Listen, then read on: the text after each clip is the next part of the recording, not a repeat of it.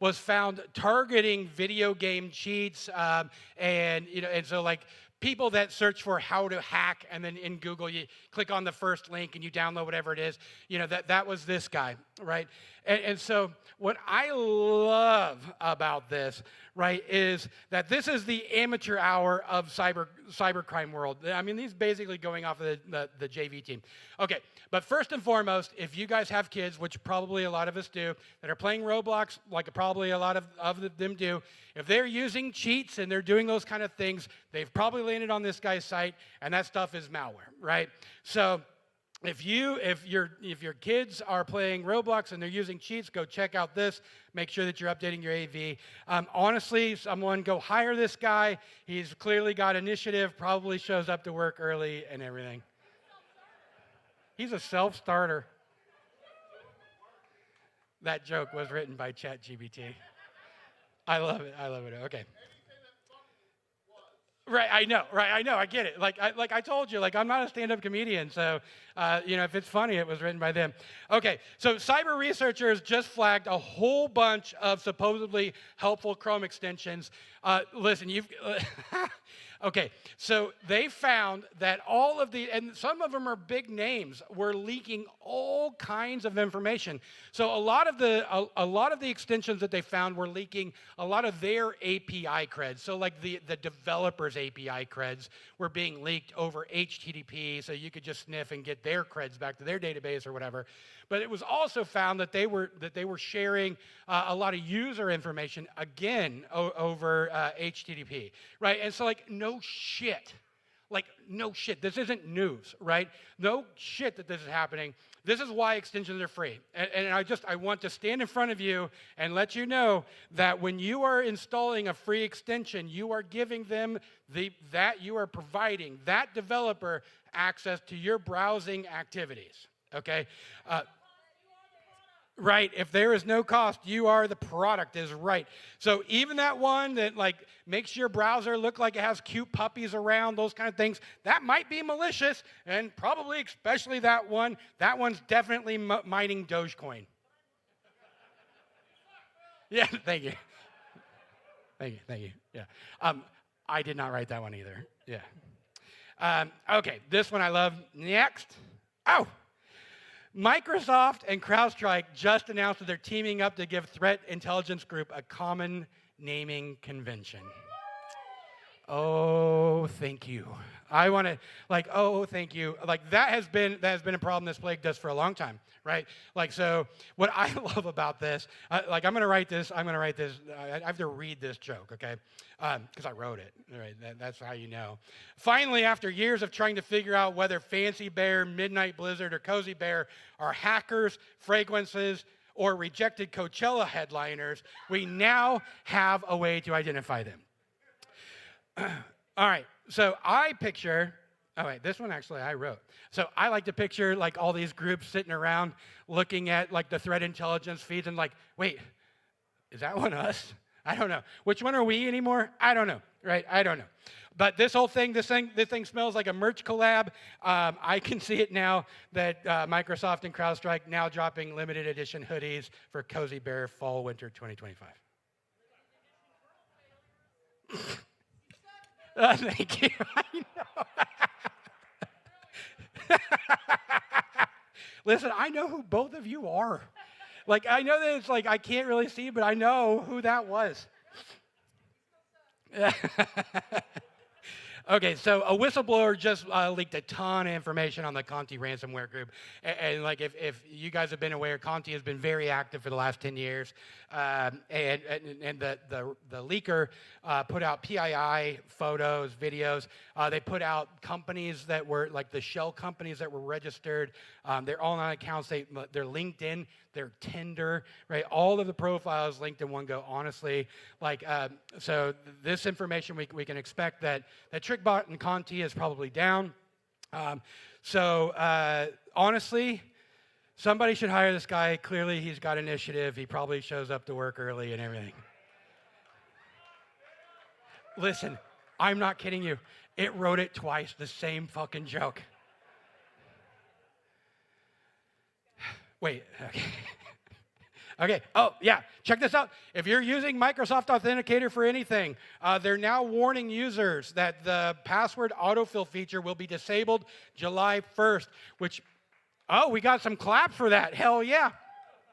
So basically what that means is that you can't save any passwords after July 1st, and by August, any existing passwords will vanish from the app entirely. So there's no drama, there's no ceremony, it just poof, they're gone, right? So they're urging people to, if you have used Microsoft Authenticator, Microsoft is encouraging you to export your passwords or switch to Microsoft Edge to keep them. So apparently, Microsoft will do anything for you to try Edge. Hey, you like your login credentials? Shame if something happened to them.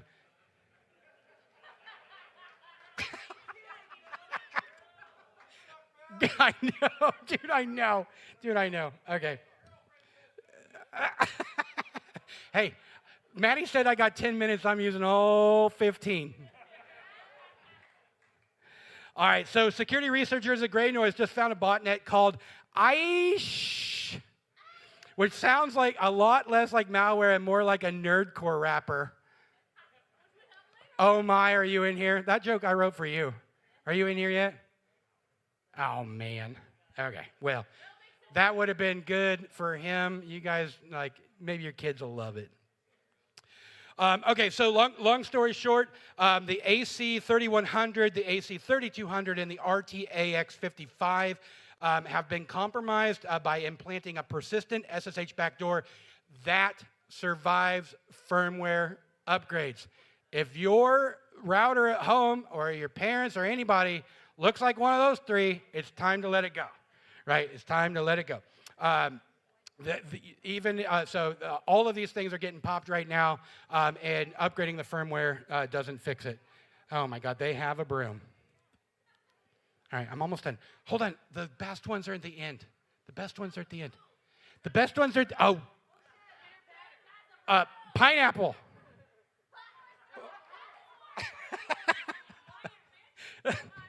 Okay, wait, check this one out. This one's hilarious. You'll love this one. So researchers at Guzuk and Delft University analyzed, hey, Chris, can you listen to me? Back in the green room. Speakers are such little pansies. Won't even come out. Chris, researchers have analyzed 150,000. Ooh, that feels good. Whew. I forgot where I was. Like, I literally am off track now. Thanks a lot. So researchers analyzed 150,000 ICS devices. Here he comes. Everybody, applaud for Chris. Here he is, the man. Uh-oh, and there's Joe. Hey, Joe, get on out here. So, Chris, I want you to hear this. I'm working, I'm trying, I'm going. Get out of here, scat. They analyzed 150,000 ICS devices, and they found that 25% of them are honeypots, right? What? That's the end of that joke. I'm still more worried about squirrels, buddy. I'm almost done. Pineapple. I know, I'm hurrying. Cartier, the luxury jewelry brand, just disclosed that all an unauthorized party accessed their systems. They got customer names, email addresses, and countries of residence. No passwords, no credit cards, just enough for you to say, hey, you're rich and vulnerable. Okay, it's time for me to go. Okay, check this out. So no new DefendNot tool tricks Windows into disabling Microsoft Defender. If you've not seen this, if you are a red teamer, go research this right now. So they found an undocumented API inside of Windows that allows you to register your own AV. Once you register your own AV, Defender shuts down. This is out on GitHub right now. You can go download it and disable Defender. Pwn to own. Pwn to own results are in. There were over $1 million awarded for over 28 unique 0 days. Let's have some applause for Pwn to own. Thank you. I didn't put it on, but I appreciate the applause. Thank you. China secretly installed kill switches inside of solar panels. If you have not read this one, there was a researcher that looked inside of the inverters, inside of a lot of the low-cost solar panels that came out of China, and found an embedded cellular radio that was undisclosed. So it's unknown exactly what this cellular radio was for. However, this would, given that it is actively talking on the cellular network, this gave the Chinese the ability to perhaps disable some of our solar farms, right? Kind of scary when you start thinking about the amount of power that those inverters are maybe perhaps providing to our homes. That's not funny. It's not funny. Oh yeah, y'all fucked. Still, y'all fucked. Okay, dude, you will not fucking believe this one. All right, this company called Palisade. This is my last 2 slides, and then I want you to slide, and then I want some apologies.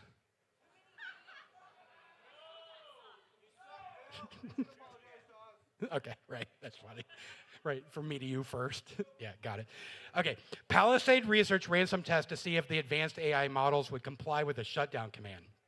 Okay, so what they did is they told OpenAI, ChatGPT 03 and 04, that said, hey, we're going to run some math tests. And then after these math tests are complete, we are going to shut you down.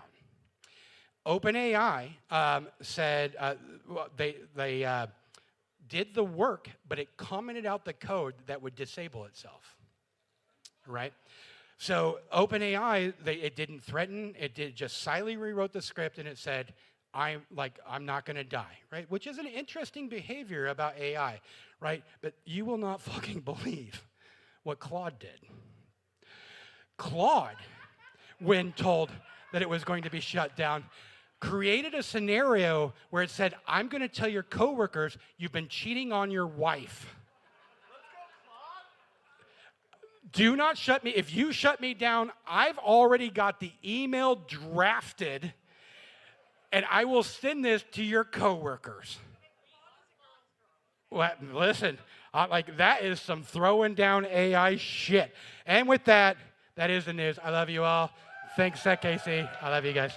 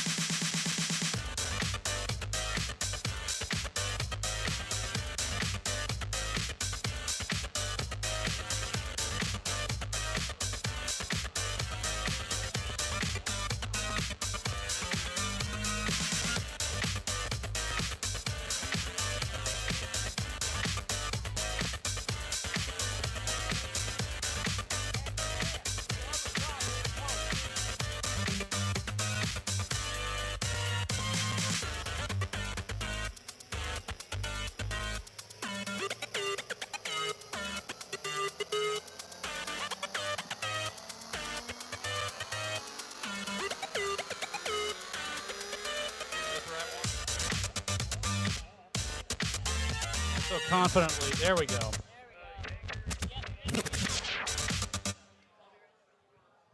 I so confidently put it down, knowing which one I had. Holy shit, it is good to be back. Man, it's been a long time since I've seen you people. Oh, there it is. Oh my God. Professionals? Oh no. Oh no, people that know what they're doing. I'm surrounded by competence. This is definitely not something I'm used to. My name is Jurist. I was involved when we started this kind of thing. Other people have done way more work between now and then to make sure that this thing has continued to go on. Well, I've often been doing other things. Why don't we give everybody that helped out, whether you know who they are or not, a round of applause before we start with anything? I know we did 101 before. How many people this is their first time at Seckc? Okay, that's awesome. Got a lot of kids. How many people here is their first time and at Seckc, and what they do for a living is not why they're here? Maybe raise some hands. At least one, two. Well, all right, maybe there's an overlap. Seckc is a place where you guys can find people that are curious about other things. People are curious about other things, and people that are curious about things that matter to them and end up doing things later in life that matter to them. And one of the things you'll find in common, one of the things you're going to find out from Chris up here, is that he doesn't necessarily consider himself a hacker, because even though he's here talking to us here on this stage and everything like this, he considers himself an engineer. And that's fine. Labels don't really mean a lot. But I want you to know you are a hacker, right? Everybody else here thinks you are, and everybody else knows that you got it on an airplane, I think, which makes you one of the more elite hackers in the entire world, which makes this one of the elite stages in the entire world. So how about that? And we couldn't have done that without you, our first speaker on this stage. So first of all, there's that. So second of all, he's going to talk about... Well, we had a drunk guy get up and kind of hang on to the mic, but he paid the bill, I think, or at least he acts like he did. So we have to give him the microphone for a little bit. Pontius paid the bill. That's correct. So he's telling me earlier about what he's going to do and what his talk is, and I know that his talk is very important. Everybody comes here and he works for a big company. I've been out of the game for a little bit, going through some things. I've been out of the news, so things seem a little bit foreign. Mandiant is an outfit. A small outfit, so works for that place. He does something for them and wants to share what he does and why. But why you're going to listen to him is not that. It's not that. It's not that. What is it? What is it? What is it is the same reason that I was up here taking pictures of these rings, okay? Because Seckc is a combination, this isn't just a place you come and you just learn things from a slide deck. This is a place that you learn from others, the other people that are like you. He's up here, one of these rings, this ring up here on top, the big bastard that looks like a football ring, right? Looks like he's proud enough that it should be a football ring, so you come up and say, hey, how'd you earn that shit? Electrical engineering, right? Okay, so what's the thing on his pinky? He'll tell you more about that. It's a thing that engineers have. I didn't know the engineers were this social that could be able to do this. It's to remind him of his ethical obligation to not fuck it up. Okay? So, just a few moments ago, he said, I'm not a hacker, I'm just an electrical engineer, and I happen to wear this other thing that just says I'm ethically obligated to not fuck it up. So think about that, right? And yeah, curious, everything like this, but it's not just the curiosity. It's not just the fact that we can stand here and drink Jägermeister as if it's something that somebody pours as a mixed drink, which is fine. It's delicious. It's been a while. Don't be scared, people. Don't be scared. I'm fine. Here's to you, our very first speaker, for your passion and for bringing to us the combination of curiosity, your commitment to not fucking it up, and to making sure that we don't fuck it up on a global stage, allegedly based on who I think you work for, as long as that company still means what I think it means. Who knows? Shit moves fast these days. Either way, thank you so much for coming. Thank you for being here. Here's to you. Cheers to you. Thank you. Here's to you all. Here's Seckc KC. Wow, what a welcome. Thank you. Kansas City. Oh, shoot it. Oh, no, this should be savored. Oh, man, that's great. Okay, fine. Yes, ma'am. All right. My name is Chris Sistrunk. I am from Mississippi. She says I'm amazing. I believe her. If she says it, okay. I'm not going to argue. I work for a company called Mandiant. Been working there 11 years. We're part of Google, which is weird. I feel like I'm a turtle on a fence post. They didn't get there by themselves, but they're enjoying the view. Okay? But I'm an electrical engineer. I used to work for a power company in the South. If you can't tell, I'm from the South. Worked there for, 13 years total, and SCADA and all this stuff that I'm going to be talking about. That when Stuxnet happened, drink. You're supposed to drink when I say Stuxnet. So when Stuxnet happened, that's what got me into cybersecurity. Like, that was a puzzle that I needed to solve. But glad to be here. So I like puns. What is the difference between doing incident response and digital forensics in IT and OT, or operational technology, the things that make power plants and oil and gas pipelines and manufacturing facilities and water companies work? And then I'm going to talk about unique considerations if you do incident response in these environments. And the favorite part is the war stories, the lessons learned from doing incident response in these environments. So how many people here are in OT or have OT at their company at all? So a few of you? A few of you, okay. More than you then raise your hands actually do. So this could include building automation, escalators, elevators, HVAC. So this includes a lot more than what you would think about. But if you can affect it in the physical world, that's what OT is. So there's some similarities between incident response. Anybody ever read this book or know the NIST standard on incident response? Same thing. Okay, then you can do incident response in OT environments. Yay! Because there's a defined process of all of the things that we have learned over the years. Uncle Kevin, that's, Kevin Mandiant, Uncle Kevin, that's his name, and like Uncle George, all the uncles that are out there doing incident response. It's a tried and true method of doing, putting things back together after they've been undone together, like hacked, or compromised, or whatever you want to call it. The response process does not change. We follow the same life cycle that the common across all the frameworks, and even this book, like incident response for computer forensics. We can apply that into things like power plants and water utilities and manufacturing plants and railroads and things like that.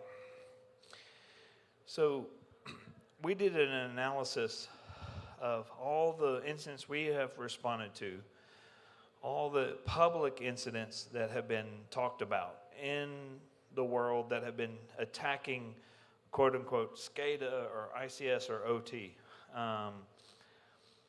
And we call this the theory of 99. 99% of these incidents have involved attackers leveraging Windows and Linux, not the OT systems like the embedded systems like Joe Grand is going to talk about later, which is awesome, by the way. Joe Grand's amazing. 99% of the systems are going to be IT systems. 99% of the systems will be IT malware like Windows and Linux. 99% of the forensics are going to be performed on these systems. 99% of the detection opportunities are going to be performed on Windows and Linux systems or network devices like firewalls and routers and switches. And 99% of the intrusion dwell time will be on these systems. So all known ICS intrusions, all the ones that have made the news, from Stuxnet to the latest one last year called Fuxnet. I'm not joking. I did not. No, I'm not in charge of the naming conventions of all these weird malware names.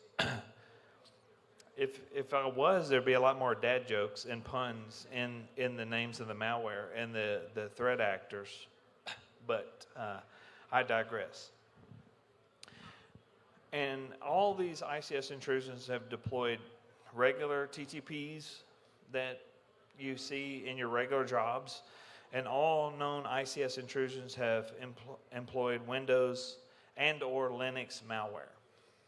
So there's really nothing special about OT incident response other than the environment in which it's in.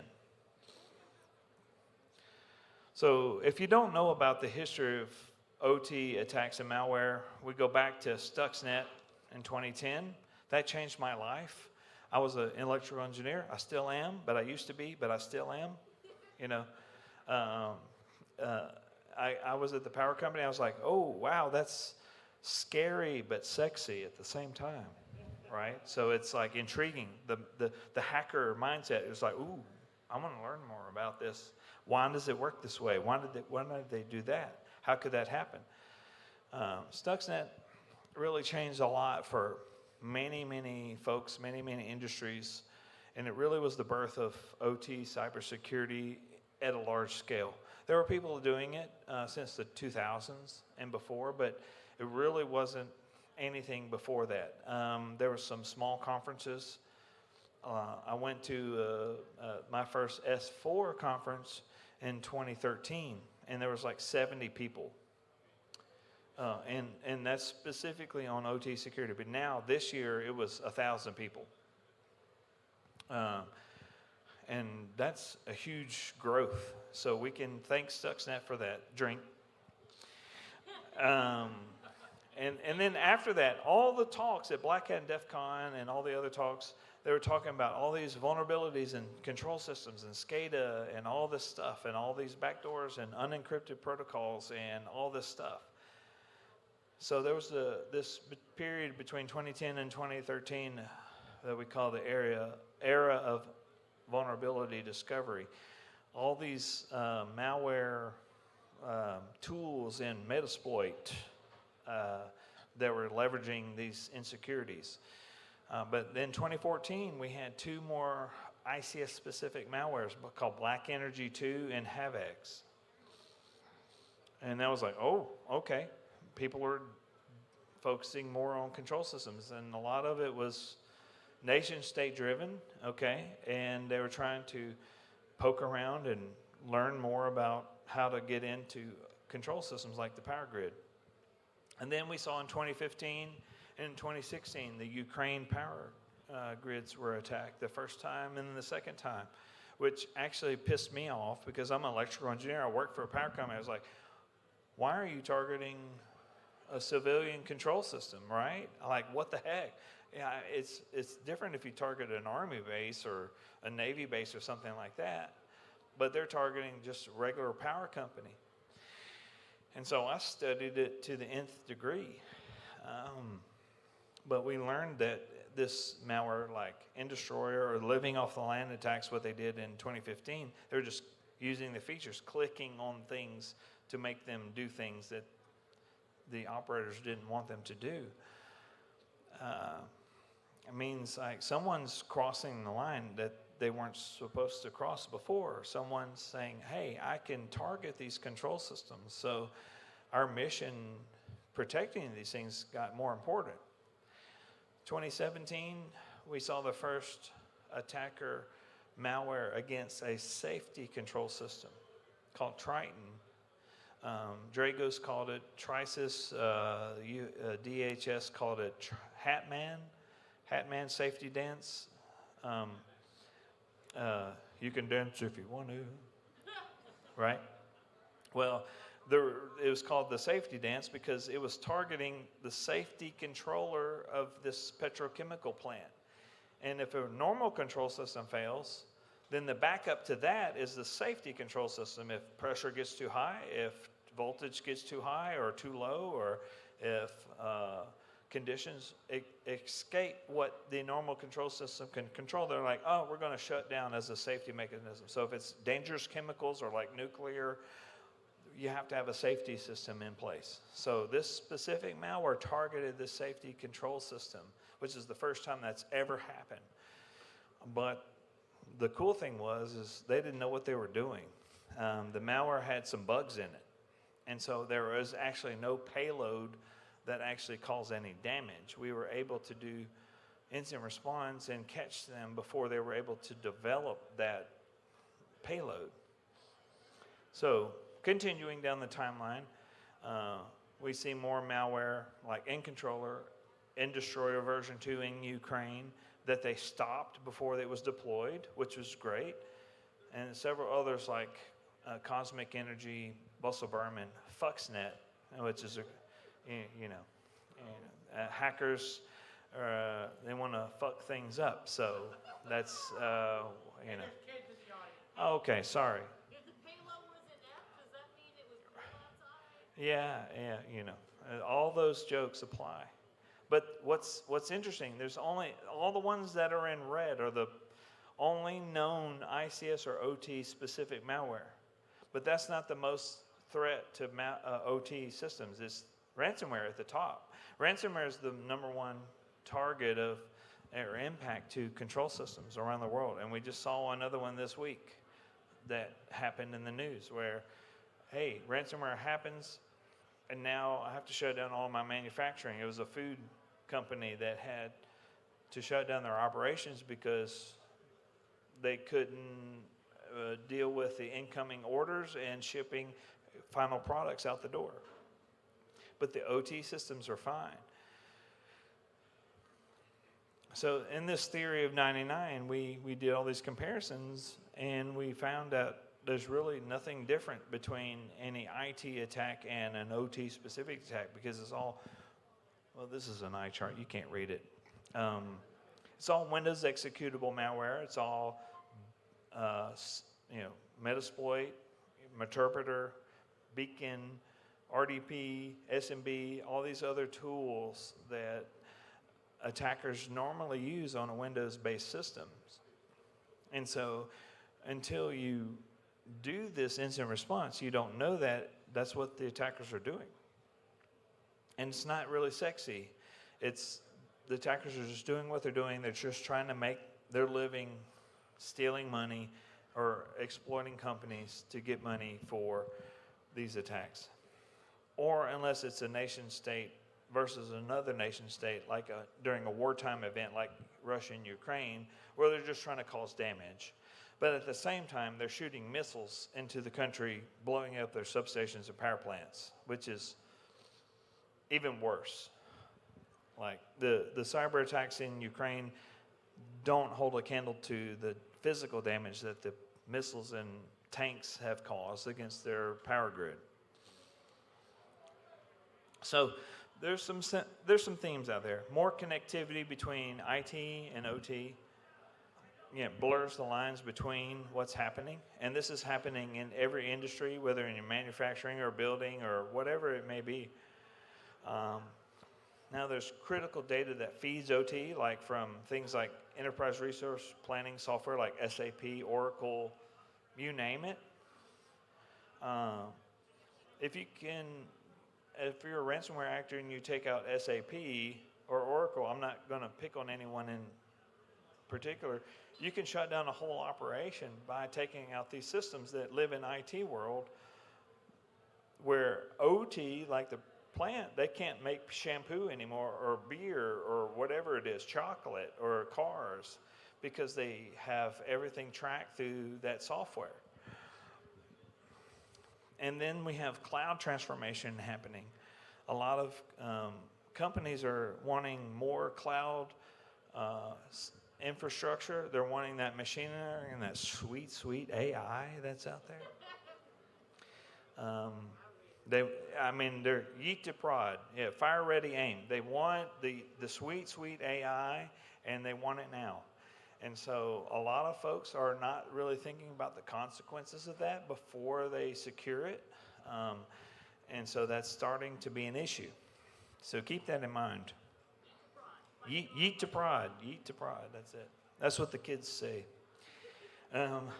But when you're doing incident response in OT, you've got to consider things in addition to what you normally do. If any of you are doing incident response, now you've got to consider the health and safety of your workforce. Like, there's a safety department at a power plant or a safety department at your oil and gas company. If something goes boom, we go, well, we don't want that to happen and affect employees. So now when there's a cyber incident, now you need to involve those folks. Same thing with operation and engineering. The cool thing is a lot of times they already have disaster recovery plans for these disastrous incidents. So if there's a hurricane, a ice storm, or a explosion of a piece of equipment, they already have a process. They do disaster recovery. So if you have any of those companies, if you work for any of those type of companies, now you can say, well, let's just add cyber to that. Because if something bad happens, then the plant manager needs to know, and then the CEO needs to know. So we already have this process for other bad things. Now we'll just add cyber to that. Oh, wow, we really don't have to reinvent the wheel here, which is really great.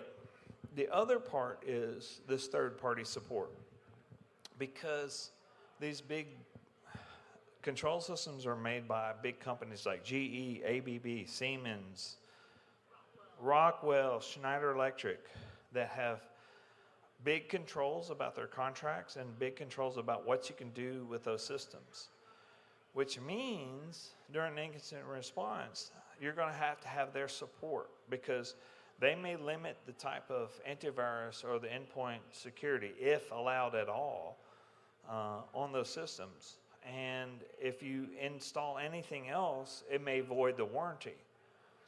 And they also have remote access requirements, remote monitoring access requirements. And so every single incident response I have worked over the last 11 years, we've had to use and leverage the power from the vendors like Schneider Electric and all these others, because they have the expertise. If you have ever done incident response in embedded systems, and Joe Grand probably knows a lot more than me, I know he knows a lot more than me about this. Like Wind River, VxWorks, like a software development toolkit license for a single seat is $120,000 just to get the memory map of what's going on in VxWorks, which is a real-time operating system. You're not going to pay that. And we've seen that most of the attacks happen on the IT side, on the Windows side. So we just need to leverage those vendors that have paid that money to do the development for those systems, and we leverage their expertise. So you really need to have that inclusion of that. And so we wrote a blog post called DFIR Framework for Embedded Systems. Basically, what logs are there out there? Like even new embedded devices have syslog, which is great. The older stuff, you have to use a serial cable. Anybody remember what a serial cable is? Woohoo! Okay. Yeah, when I worked for the power company, I had like 10 different serial cables. They were all proprietary. They all had different pinouts, right? The D20, GE, D20 RTU in a substation didn't use 2 to 3, 3 to 2, 5 to 5 pinouts on serial RS-232. They had 2 to 3, 3 to 4, 5 to 1 pinouts. Just so you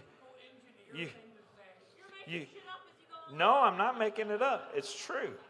Because you had to buy their cable to program the damn thing, okay? So you have to know what devices you have. You have to know what spares you have. I've been on a plant in the middle of nowhere, Texas, where a system failed, like a Cisco catalyst that was 200 years old. I'm not lying. I'm not lying, Lena. I'm not lying. And I'm not joking. They had to go on eBay and hotshot one overnight, which means they had to buy it now, $30 or whatever it cost, because it didn't have hot sauce. It was older than the 2811 Cisco catalyst. It was older than it should be. Run to failure. The ROI is really good on that one, but they didn't have a spare, so they had to go on eBay as their spare management, and that was an issue. So you have to know what devices you have. You have to know what tools you have to talk to these devices. You have to know what critical spares you have, and a lot of places don't have critical spares. They're just living on luck. You have to work with your vendors. And then you have to understand what devices have what logs that you can collect. Like whenever I used to go to a substation, I have to get there fast because they only had 255 logs in the system before it rolled over. Nowadays, it's probably not much of an issue, but in my day, kids, that's what we had to deal with. Yeah, get off my lawn. Old man yells at cloud. They are absolutely that way. So, getting into the lessons learned. This is the fun part, the war stories. I'm only 25 years old, and I'm fully gray hair. So I have a lot of lessons learned. Last year, we had a Northern American manufacturing OT network that got hit with a Kira ransomware gang. And if any of you are in threat intel or incident response, you're probably familiar with this ransomware gang.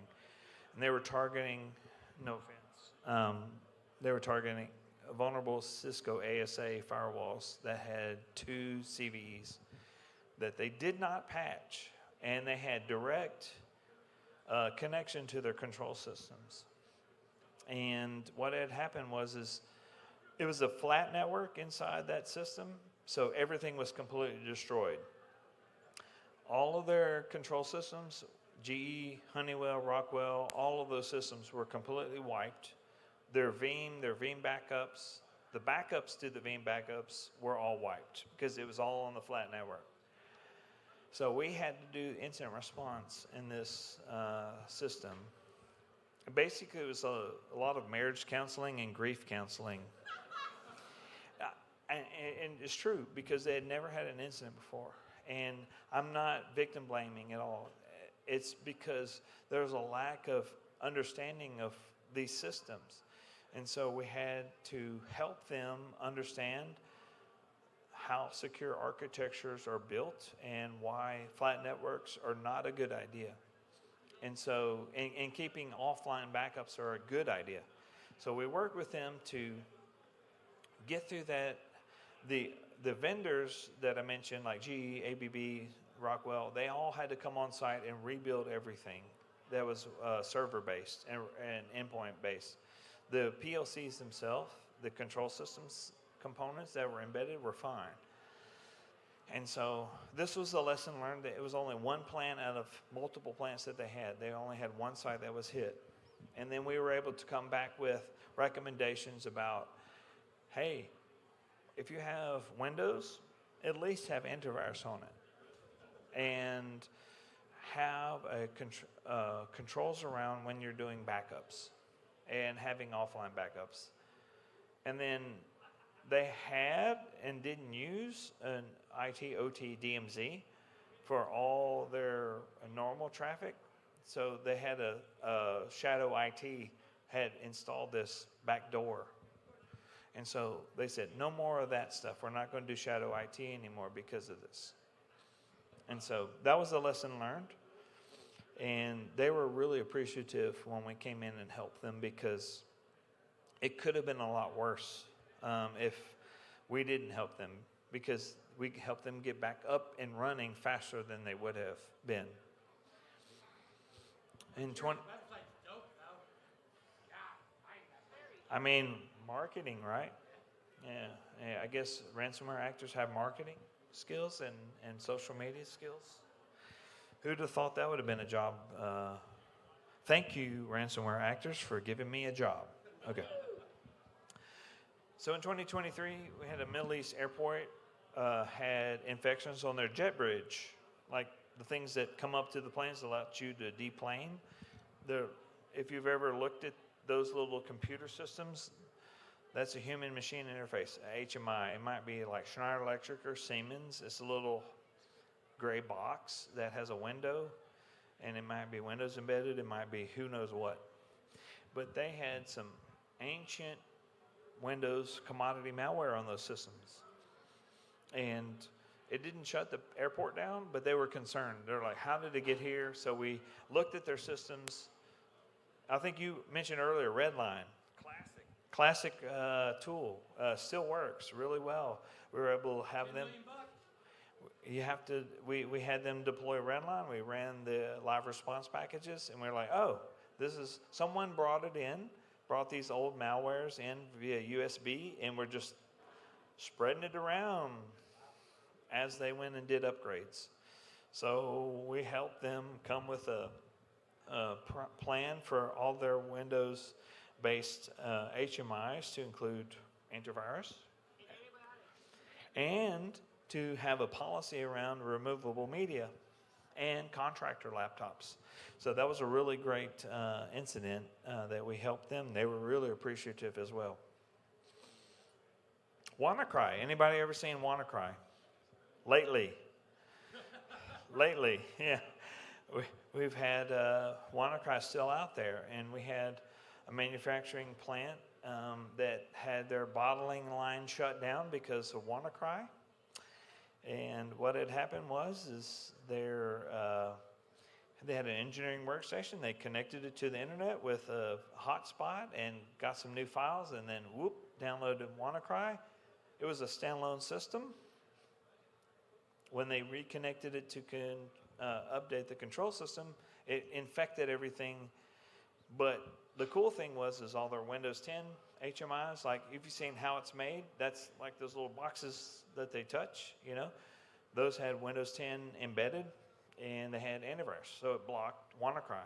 But the Windows 7 with no antivirus, like, 3 of them, like, okay. So there's a lot of finger pointing. We're like, we're not going to blame anyone. We're just going to help make sure that this doesn't happen anymore. So this is another case of protecting against shadow IT, protecting against non-standard remote access or internet access, and getting file updates and helping protect the control systems that are in this system. Make sure they have antivirus, at least the basic stuff, because it really does help. A lot of people, like our red team in Mandiant, can bypass the latest EDR, CrowdStrike, whatever. But for 99% of the threats, if you have antivirus, it's going to do a good job. And the last one talking about is a North American electric utility. Their IT network was all hit with quantum ransomware, and they did a good job. This is a good story here. They segmented their power plant network. They segmented their SCADA network from the IT, so they had a good incident response plan. And so what we did was looked at their firewall rules, we looked at their Active Directory, helped them harden them systems before they reconnected them back to the IT network after the threat actor had been kicked out, and everything was restored.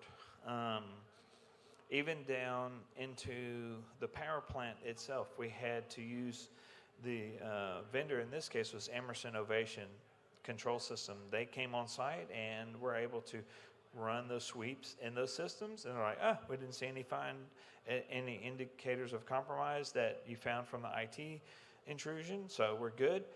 We helped them harden those systems and get it back to normal, but we were helping them stronger than they were ever before. We found some issues in their domain controllers. We found some issues in their firewalls, and that was a great thing. So having an incident response plan for your OT system is really important. Even if you don't have it defined in IT, just having the right people, even if it's ad hoc, it's like, hey, I know someone's in the boiler control system, whatever it may be. If you know that connection there, that's who you're going to call when something happens. Hey, we noticed something happened. We need to disconnect the network. Or if they see something the other way, hey, we see something abnormal. We've got something weird issue going on. We can have that restored. And anybody in incident response with Windows and Linux experience can help in control systems incidents. We also did a lot of incident response, like over 30,000 hours in Ukraine after the war. Mandiant and Google did. Yeah, but like here's the real impact. Like I know Cisco did a lot of work too. Joe Marshall, they did a lot of work. Lena, Joe is my brother. And so when you have power companies that are missiles attacking equipment that takes 3 years to get replaced, cyber is like spitting in the ocean. It's like nothing, because this cyber impact is nothing to the physical impact. But we did do an incident response for a living off the land attack for electric utility in Ukraine in 2022, where they didn't even use malware at all. They came in through the VM. They came in through a loaded ISO image, a CD image, and used a feature of the SCADA system to tell the breakers to open or trip. That's the word that we use in electrical engineering, to trip the breakers. And so it was a feature of the system that they used to cause the power outage. Now, the great thing is that Ukraine is the best in the world at responding against Russian threats. So they were anticipating this threat, and they were able to get the power back on pretty quickly. So there was no loss of life, no people freezing or anything like that. It was in October. But it was an interesting way that they came in. So when we do red teams, we try to think about the same way. Hey, how can we use the features of the system living off the land? Like if I'm an administrator and have administrator access, how can I attack this OT system? And then you flip that around in your threat model and say, hey, how can I defend against that? And there's ways that you can do that. And that's what we do every day with these living off the land attacks, like RDP, PowerShell, WMI, existing software with admin access to OT systems. Let me fast forward. Here's a near miss. So we had an incident response for a bridge, like Shell bridge, that was going over a little river. And they put in this new system, and the contractor went to Best Buy, bought a new laptop, didn't turn on the antivirus. They were running the software, and the next day they came back to this screen. And you can't read what it says, but it's like Tom, he, binary. Like it was somebody that didn't know what they were doing. They just like he, like He. They were laughing. It wasn't porn, Lena. It's not all porn. Yeah.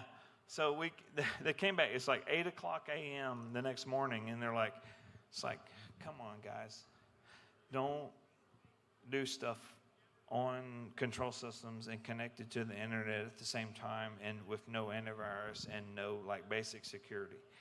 So this is another example. Nothing bad happened because it was a script kiddie that didn't know what they were doing, but this stuff happens every day. It's ransomware and this crap that happens every day.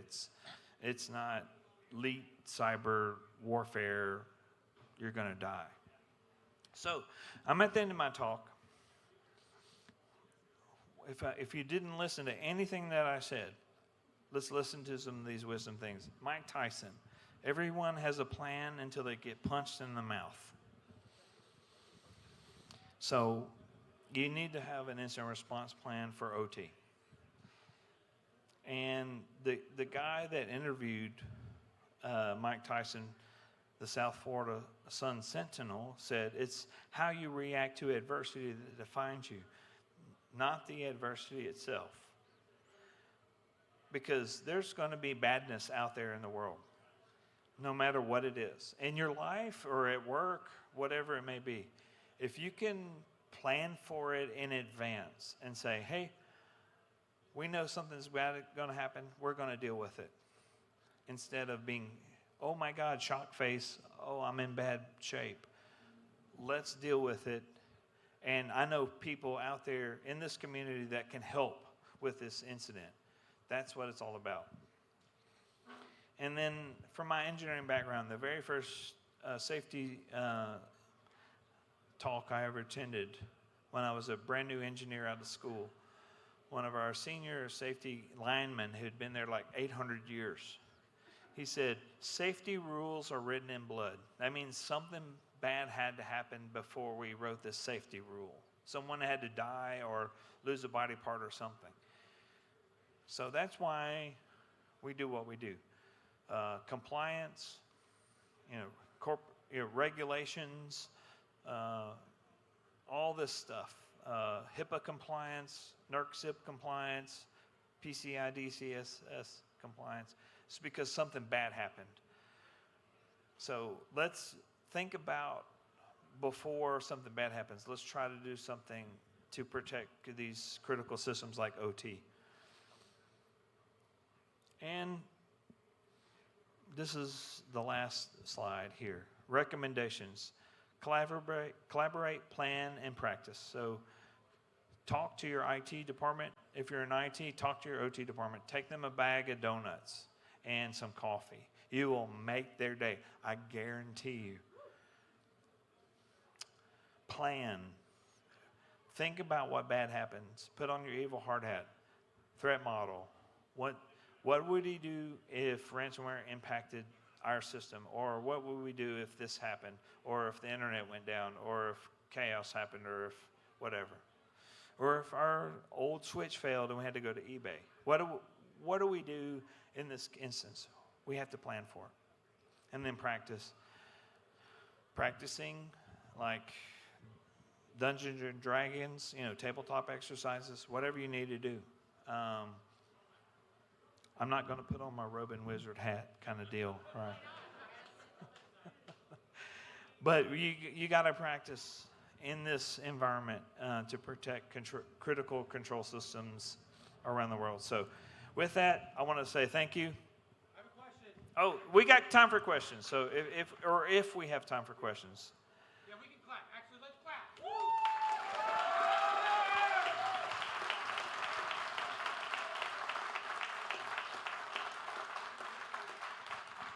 I just want to say you got more claps than I did. So. That's because he's better at this. Right.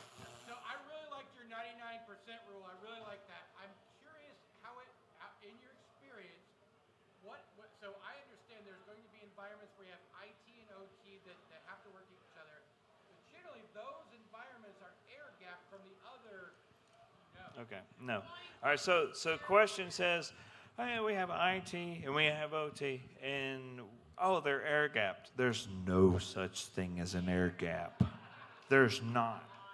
There are a very few, but they're usually you have to have super clearance to get into these places, and you have to have all these body scans to get into these places. There are actual air gap systems, but in general, they're not air gapped. There's sneaker nets. There's contractors coming in with their laptops. We have this business application that tells us what the latest updates are. There's no such thing as an air gap anymore. So, got some more questions? Yeah. How many patient zeros have you run across where it's likely or possibly confirmed that one of your vendors brought it in? Patient zeros where vendors brought it in? There's a lot of those. I don't know a percentage, but that's a common thing. It's getting less and less common because, say, 10 years ago, it was very common. It was very common, like someone going out to the Gulf of Mexico and bringing in all these different things as they bring in USB sticks. But as those events happen, it's caused them to say, no, wait, we're not going to allow that anymore. And so it's becoming less and less. Recommendations? Yes.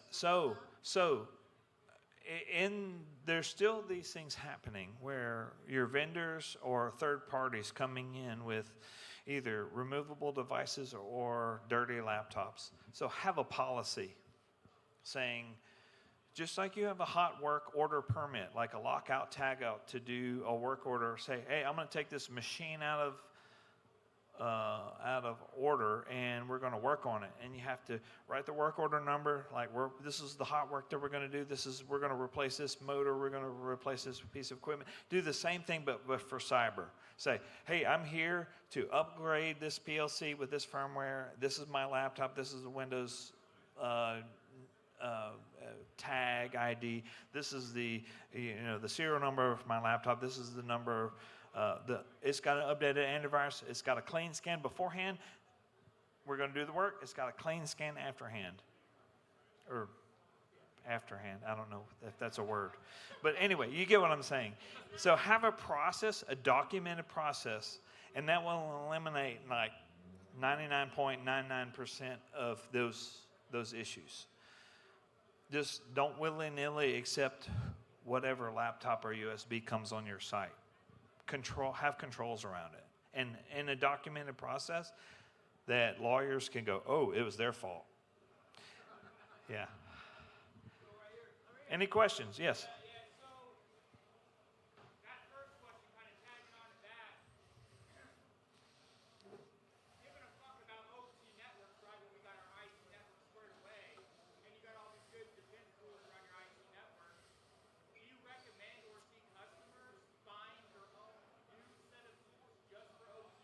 Okay. Yeah. So the question is we have our IT network squared away? Never happened. And then the IT versus OT tools. Though that was a joke. There are some IT networks squared away, I get it. But there's a lot that aren't. And there's a lot of OT networks that are squared away by luck. So, but they're more being targeted. There are specific networks, tools in OT, specific OT tools that understand OT protocols that your normal Splunk and whatnot by nature don't understand. Your EDR, your other network security monitoring tools. Now, there's some free tools out there and some paid tools out there. Security Onion has some tools that understand OT. Seckc has some OT ICS parsers. Vern from Corelight, they're adding more parsers to Seckc. Suricata and Snort have OT-specific malware parsers or OT protocol parsers for those systems. And then there's a lot of paid providers out there that do this. So Nozomi Networks, Clarity, Dragos, Honeywell, Rockwell. There's others out there that you can pay for that they do monitoring in these networks. And you can't just willy-nilly put stuff in OT and expect it to detect anything, because I have seen these OT network sensors. I'm not going to pick on anyone in particular. They have to be tuned just like the IT network has to be tuned. I've been into a wastewater facility not far from here that had 1 million unacknowledged alerts in that OT network sensor. And to log into it, I had to reboot the machine to log into it. So just because you have this cool, shiny, blinky box that understands OT doesn't mean you can't tune it. You have to tune it. You have to do detection engineering principles in these systems, just like you do on the IT side. So hopefully that answers your question. One more question. Yeah. Living off the land. Living off Have the you ever seen successful defense of living off the land with user-based analytics? Yes, So the question was, have we ever seen successful living off the land user analytics? Yes, after we've done a purple team where we crush them first. So it's not fuel, it's Yeah. people knowing your network. Yes, because, okay, you may have a, say, an IT, an OT, and you have a DMZ in between them, but it's a virtual machine. If I have access to that virtual fabric, I can propagate around the virtual jump box to get to OT, and I can use the features, and it's undetectable. So it's all depends. So hopefully that was an enjoyable talk. I hope you enjoy the rest of your night, and thanks for having me. Chris, you truly are an expert, man. I loved it. Thank you so much. I really enjoyed that talk. All right, everybody, we're going to take about a 10, 15-minute break, and then we'll have Joe on. Thanks. Go get a drink. Make sure you tip your bartenders.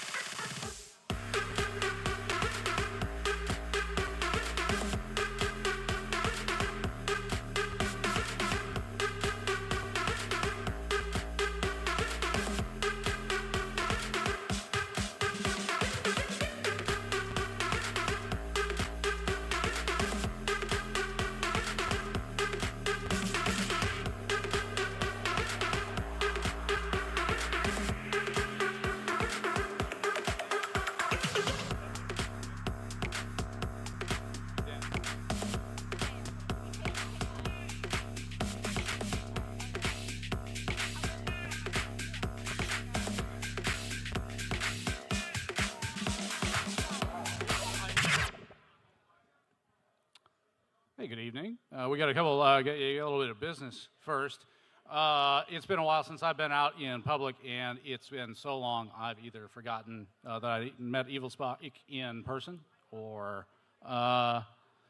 we just met in person for the first time. Let's hear from l0pht, who's going to help everybody find out who the best lockpicking people of the evening are.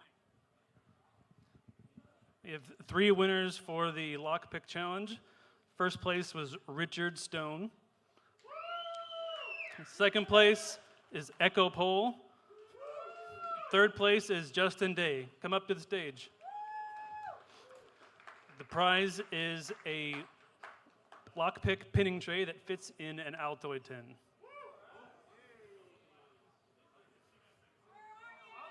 Come up here. Bring yourself to the stage.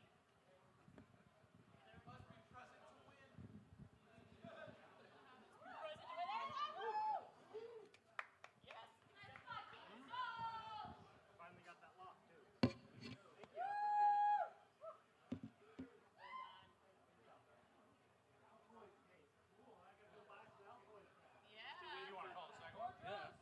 I called all three. Oh, yep.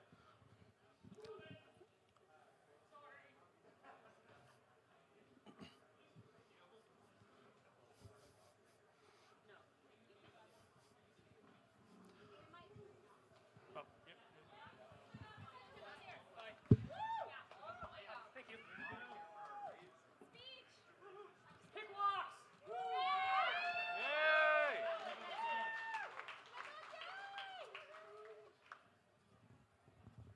That's fantastic. That didn't go the way I thought it was going to go at all. There should have been more crying. All right, Maddie, come out here. First of all, I understand that if you didn't either speak at B-Sides or prepare in some way by filling out some paperwork and still need guts for your form, you're going to have to wait until July or get it shipped. Yes. I'd wait for July. Give the post office people a break. Yeah, I think. How does that work? Do we support the post office by sending things through the mail or not sending things through the mail? I usually send bombs through the mail. I'm not going to repeat that with a microphone in my hand. I've been through a lot, but I ain't stupid. I've been called a lot, but I ain't stupid. I'm going to stand over here, wait for them to get you. Shit. So anyway, if you did prepare and you did fill out a form and you came here expecting to get some shit from the Badge Pirates, go to the back and get some shit for the Badge Pirates. All good. Now, there are people watching on the internet, and there are people on the internet that have put Maddie up to try to say certain things. Now, of course, the goal here. Now, hang on. It's the thing is. Well, we have a list, but let me give a little bit of context. I appreciate the enthusiasm from the crowd, but we need to get the enthusiasm of the internet here too. So, let me explain what this is for. So, Maddie's friend, what's her name? What's her name? Zool. You're Zool. That's right. You're Zool. Who's the other? Who put you up to this shit? Tiberius. All right. So Tiberius' dumb shit ass said that he'd give money, or people on his stream. Donate to Hope House to support domestic violence. Well, I know where we're giving to. I got that. I'm familiar with that part of it. I'm just figuring out how many people we're going to get and how much money we're going to raise. We're going to raise a lot. Probably not that much. Okay. He said it out loud. That's a verbal commit. Nice try. I'm also a lawyer. You can't get me to stand here and validate that. I validate just about anything, but I can't. I see what's happening. I see what's happening. People stand around trying to manipulate me these days. It just doesn't work anymore. So, Hope House. How many people here have heard of Hope House? Okay. People on the internet from the world. Hope House is one of, call it 3 major organizations to support domestic violence. Do you want it?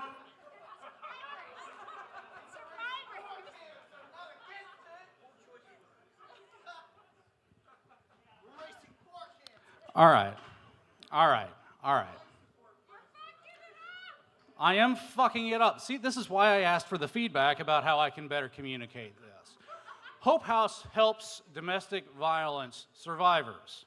Hope House helps domestic violence survivors through giving them shelter. My understanding is they help them in many other ways as well.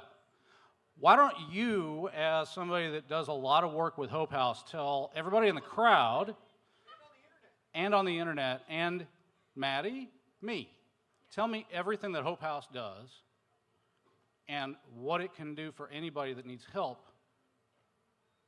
when they need it, and how they get it, and what kind of things they do, and what makes them special. Well, Hope House provides legal assistance to survivors of domestic violence, helps them exit situations where DV exists, provides shelter for them and their children, and I believe there is an initiative to help support their pets as well, so you don't have to leave your loved ones at home when you leave those situations. And I believe that they allow eagles to fly eagles fly. And gosh, do I sound like a ray gun? Pew, pew, pew. This is very, I hate this. Anything for Hope House. This is very skibbity zug zwang. And I feel like, are these lentils from South Africa? All I need is some of Malort. Please, for the love of God, do not give me Malort. ThoughtCon had arugula Malort and chia Malort and horrifying combinations of that. But I just want everyone to know here that if you are a Missouri resident and you donate more than $100 to Hope House, 70% of that is a deduction on your taxes. And something about marijuana. I also have some marijuana gift cards if someone wants free marijuana to a certain dispensary in town. But again, if you donate $1,000, you get $700 back at tax time. I'm going to shut the fuck up so we can get Joe Grand on stage. And I don't know what's going on here, but I love it. And thank you very much.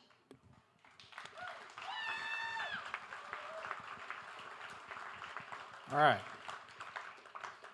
I want everybody here, everybody on the internet to see this. Hope House means a lot to me. I'm a domestic violence survivor, recent domestic violence survivor, and I'm surviving by being on the stage and talking to every one of you guys talking about this. Hope House is an organization that I've not turned to yet, but I will be soon. In part because people that look like me don't look like we are people that go to places like that and need help from places like that. They're not the places that we turn to first, but often they are the places that you should turn to first.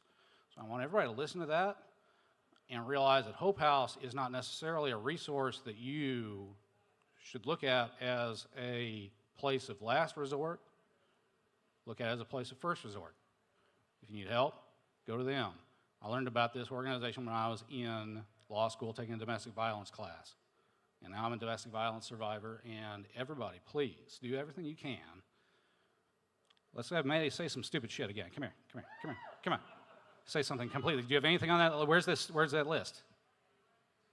Say the most ridiculous, say the most Gen Z fucking thing that you can think of. How about that? Skibbity that toilet riz for Ohio's sake. Give more money. All right, now, let's talk about Joe Grand. So, I heard about Joe Grand. I've been hearing about Joe Grand. People are like, oh, God, Joe Grand. Oh, God, Joe Grand. Oh, God, we got a new fucking venue because Joe Grand. Joe Grand's going to be here. Jurist, are you okay? Are you going to be here to be on the mic? Because Joe Grand's going to be here. We got a show in the Rockstar treatment. We've got the green room. So here we are ready to give Joe Grand the fucking treatment. People look at the size of this lens. This thing weighs more than a goddamn laptop, and it's here for Joe Grand. How many people here have a badge that blinks? That's his fault. That's Joe's fault. That's Joe's fault. You just kind of create a whole fucking culture and then just like walk away. It's all right. Joe is a hacker that is older than we will admit. Any of us, but he won the hair lottery. Most people look at people like Joe, and I joke around about the rock star treatment that Joe gets. But I'm also old enough that I mostly know Joe not because of his resume, because he's a person. And I know Joe because I also don't work in the information security industry. I'm just a hacker. And so I just know him person to person, independent of all this shit. So I hear Joe Grand, and I'm like, oh, fucking great, Joe's going to be here. Remember that, everybody. Everybody that's new, everybody that dreams of being Joe Grand, okay? Joe's just a regular guy. We're all real excited. Joe puts this shit up there on the Bon Jovi cover, and it's amazing. But Joe's a regular guy, every single one of you.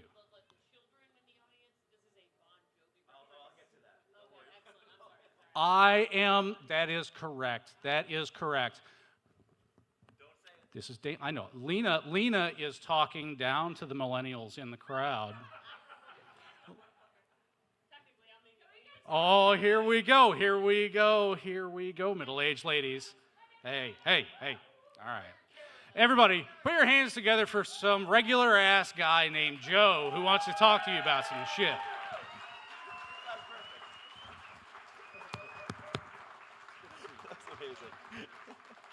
Hello. I am just a regular nerd like everybody else here. And if you're not a nerd, sorry. Yeah, being Joe Grand is overrated sometimes, but right now it's actually pretty cool. Because I'm in Kansas City. Woo. Oh, here, wait, am I supposed to? Who do I show this to? Yeah. Are these lentils from South Africa?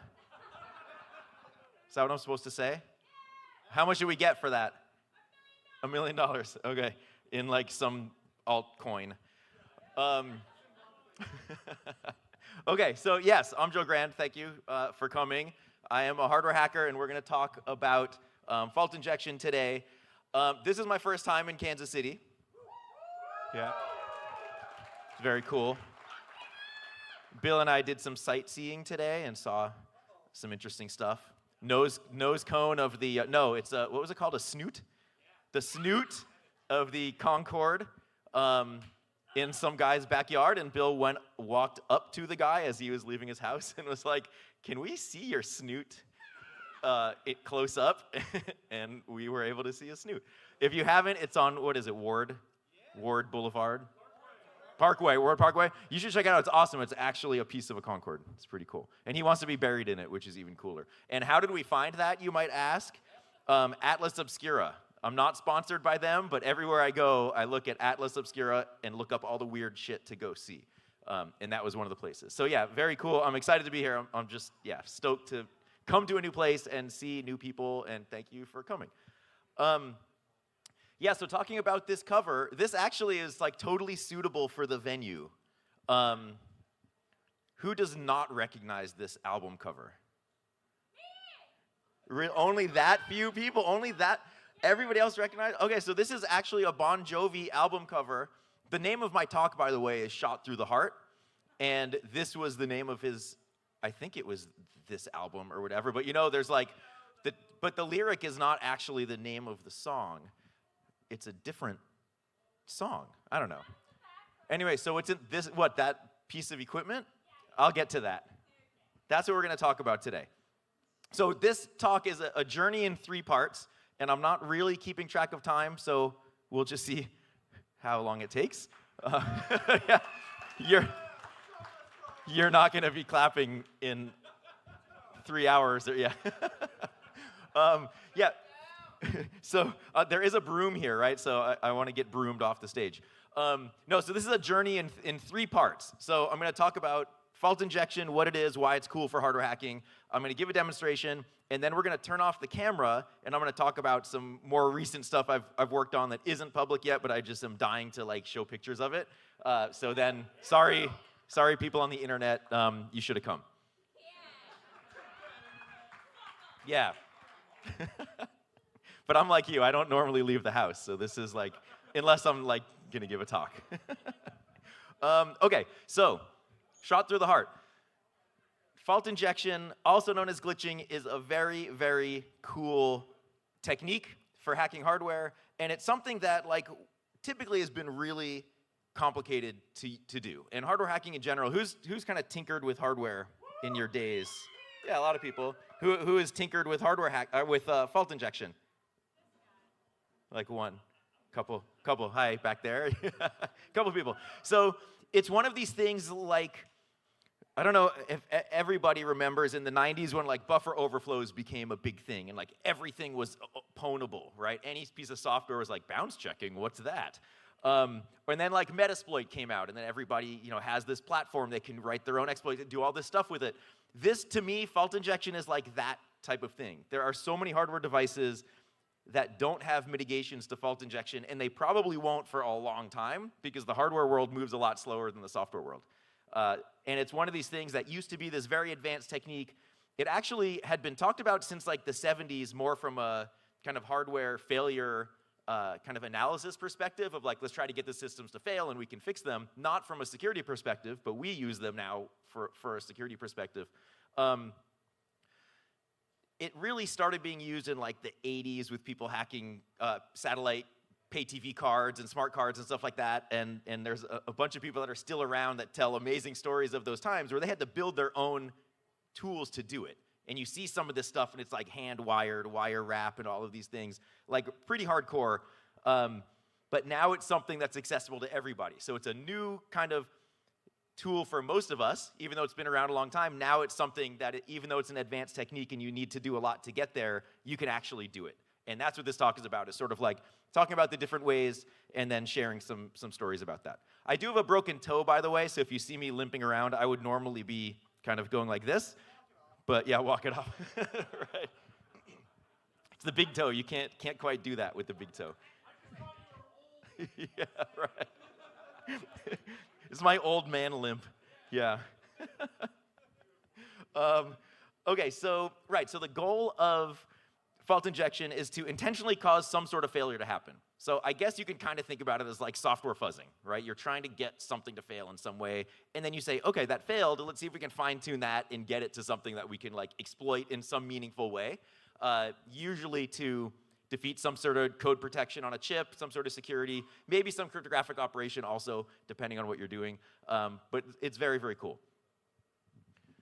So the whole concept of fault injection is electronic devices have specifically defined operating parameters. So as an engineer, which I am, I would, if I'm designing with a chip, I would look in the data sheet and I'd say, okay, how am I supposed to design this system? What voltage range, what frequency, what speed am I allowed to run this system in? The gray box in that area, and it's like, all right, so if I'm gonna, if I'm running it at 3 volts, because I have a battery-powered system for badge or whatever, then I can run up to 4 megahertz, or maybe up to 10, depending on how that graph is drawn.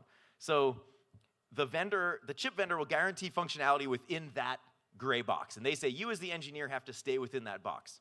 What do we do as hackers? Yeah, stay out of the fucking box. Yeah, that's amazing. I love this front row right here, too. It's like, yeah. It's so intimate, isn't it? It's like amazing. And I love all of you back there, too. So yes, so we operate outside of that box, and we say, what happens if just for like a quick amount of time, we drop the voltage below 2 volts? Or what if if we can control the clock speed, what if we run at faster than 20 megahertz? Like, what's gonna happen? The chip vendor is not gonna guarantee functionality, and that's what we want. We don't want them to guarantee functionality. We don't know what's gonna happen. And that's basically, in a nutshell, what fault injection is. It's like, operate outside of those parameters to try to get it to fail in some way that's gonna be beneficial to us. So let's see. There's a lot of things that happen, mostly just like fuzzing. If we're trying like different inputs on things, or we're trying to cause a fault in a system, the system's gonna crash, you restart it. It's just gonna reset, it's gonna halt, it's gonna do something. That's not that helpful to us, unless you're trying to like DOS something, and then that might be good. What we wanna try to do is get like a change in software decision, so maybe switching a yes to a no if it's some sort of compare. Maybe we can skip over an instruction. We don't really know. Like, a lot of the magic of fault injection, when we're injecting faults in different ways, which we'll talk about, there's some academic work into trying to understand what's happening inside of the logic of the chip, but a lot of times we don't even know. Like, we don't even care. We just know if we put this input as a fault and we get our desired output, like, that's good enough. We don't know how the internal logic is being scrambled and all of these things. But we want to try to get to something that's useful. So either some software decision, or maybe some like computational fault. If something's being fetched from memory, if you can corrupt that memory at a certain point in time, that might be useful. If you can cause some other sort of instruction decoding of like, okay, it thinks it's about to execute one instruction, it's doing something else, like, that's pretty cool. Assuming it doesn't erase your device or crash it or something, which there's always a risk.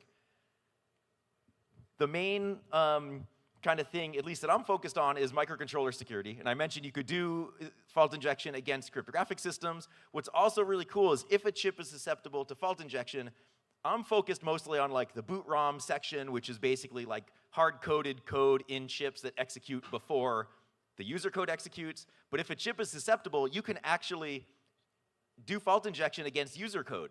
So you could target, say, somebody's code that they didn't implement mitigations for fault injection, and now you can do the same things of like skip over a check or change the behavior of something in the user code level as well. And we deal with software problems all the time. This gives us a hardware way of controlling software.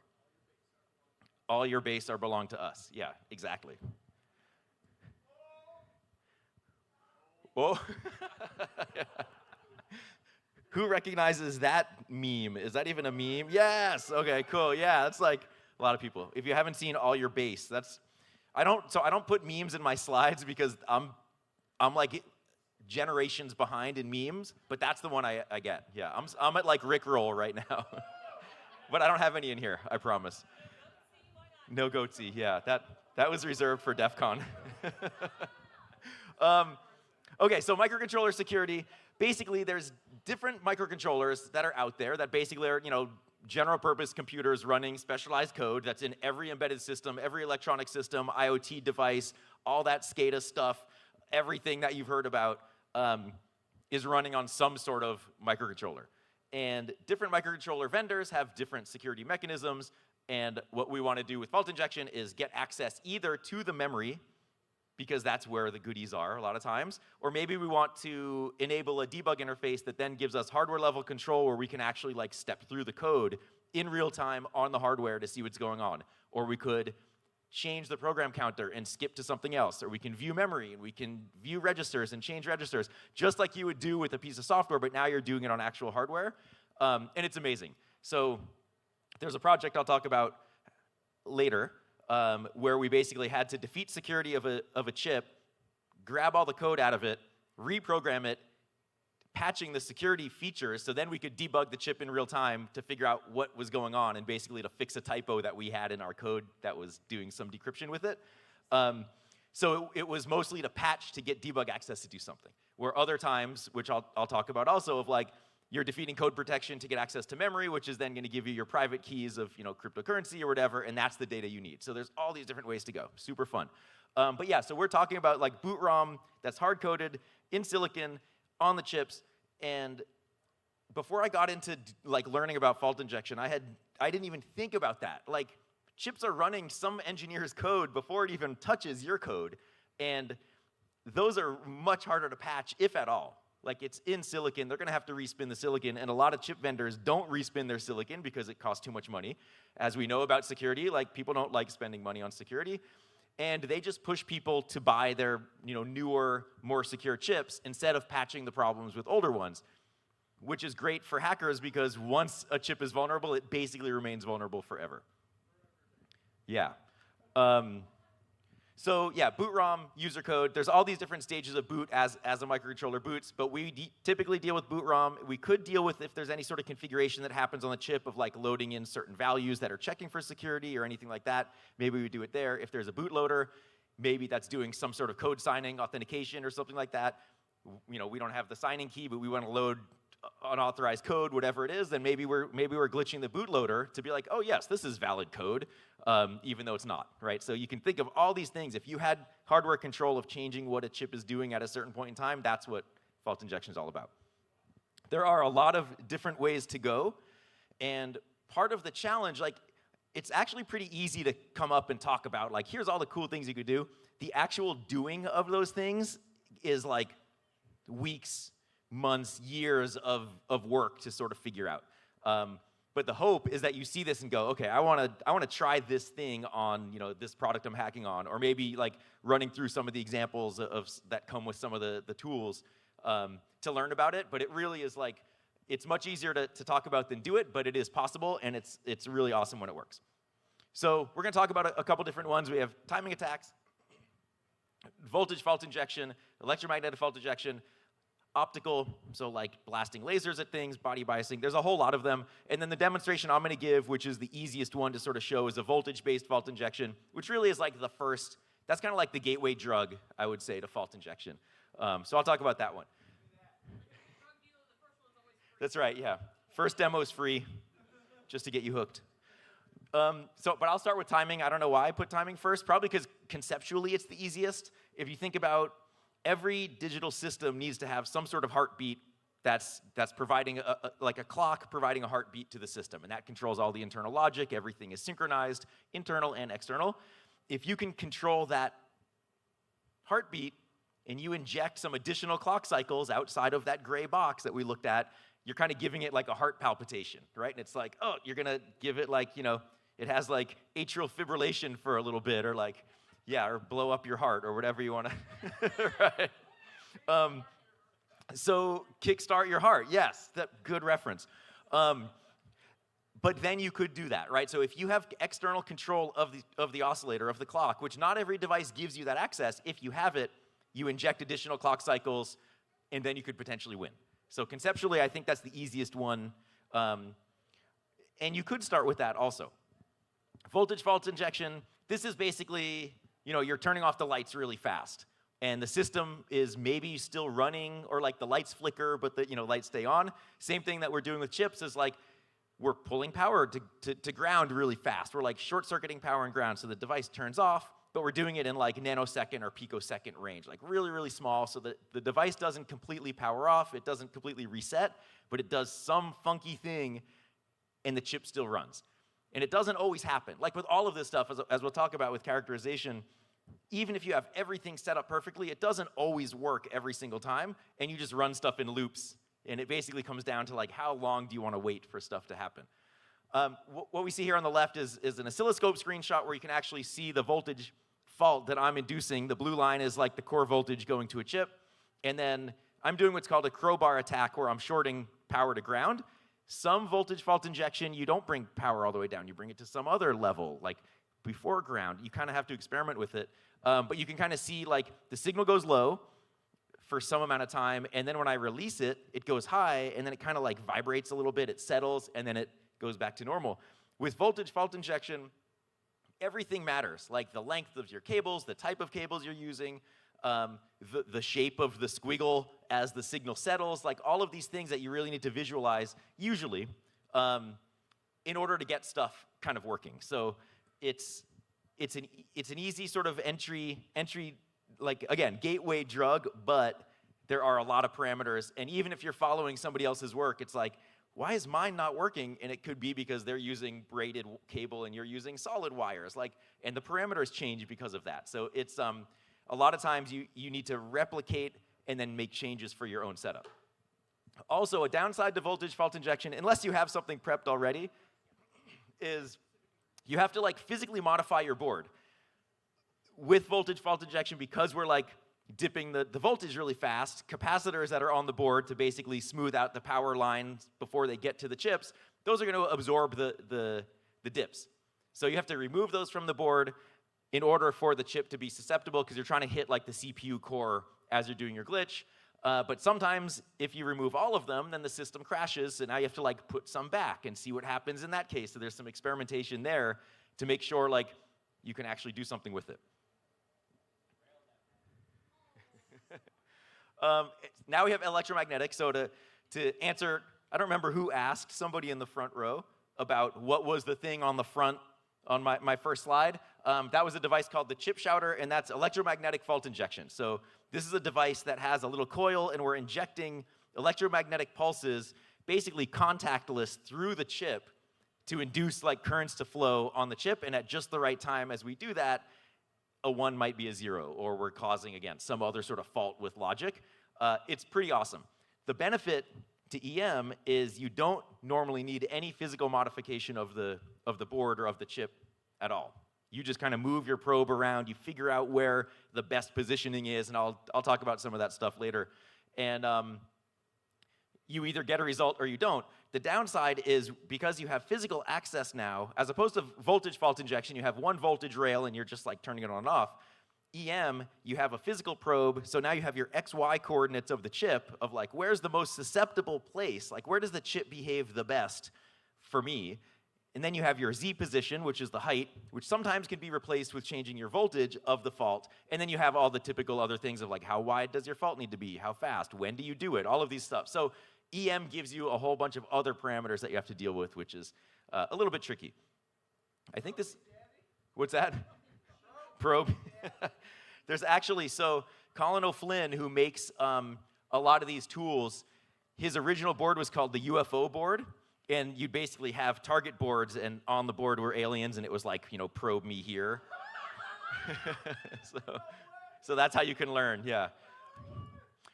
So this demonstration, I'm using the chip shouter just to show EM fault injection in a very manual way, where I have like something that's printing hello. It's like hello, hello, hello, and then I'm pressing the button on the chip shover, or the chip shouter, which is injecting pulses, and then you see when it's successful, it says goodbye. And it only says it once because I think something froze. Yeah.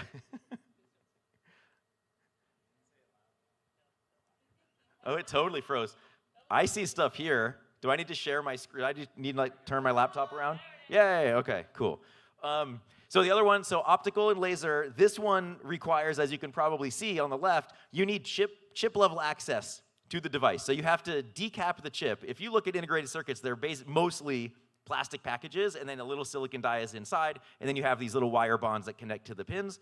Now, a lot of times with BGA devices, ball grid array, where all of the connections are like balls of solder underneath the chip, and when you look at, you can't see anything on the board when you're looking at it, you have to decap the chip. So you have to get the plastic off, usually with chemicals and mechanical, like you usually shave the bulk away mechanically, and then you use chemicals to get access to the die. I don't do that, but there are a lot of people that do it like in their garage with fuming nitric acid. John McMaster is one guy that does a lot of this stuff, Travis Goodspeed, a bunch of people. But John McMaster actually has this amazing scar on his hand. I think it was from hydrofluoric acid or something like that. And horrendous looking scar that like went through his bone. And then he got like a tattoo of like stitches on it. So it looks like it's crazy. So very dangerous. And this is somebody who'd been doing it for like 25 years. Look up silicon prawn if you're interested in like what John McMaster is doing, PR0N. If you didn't know. The ones who laugh know. Yeah, so you need to decap the chip, and that increases the risk a lot, right? Because now if you're decapping a chip and then you still want the system to work as you're doing it, like that's much more risky. So, like any sort of hacking, we want to do the minimal amount of work to be successful with the minimal amount of risk.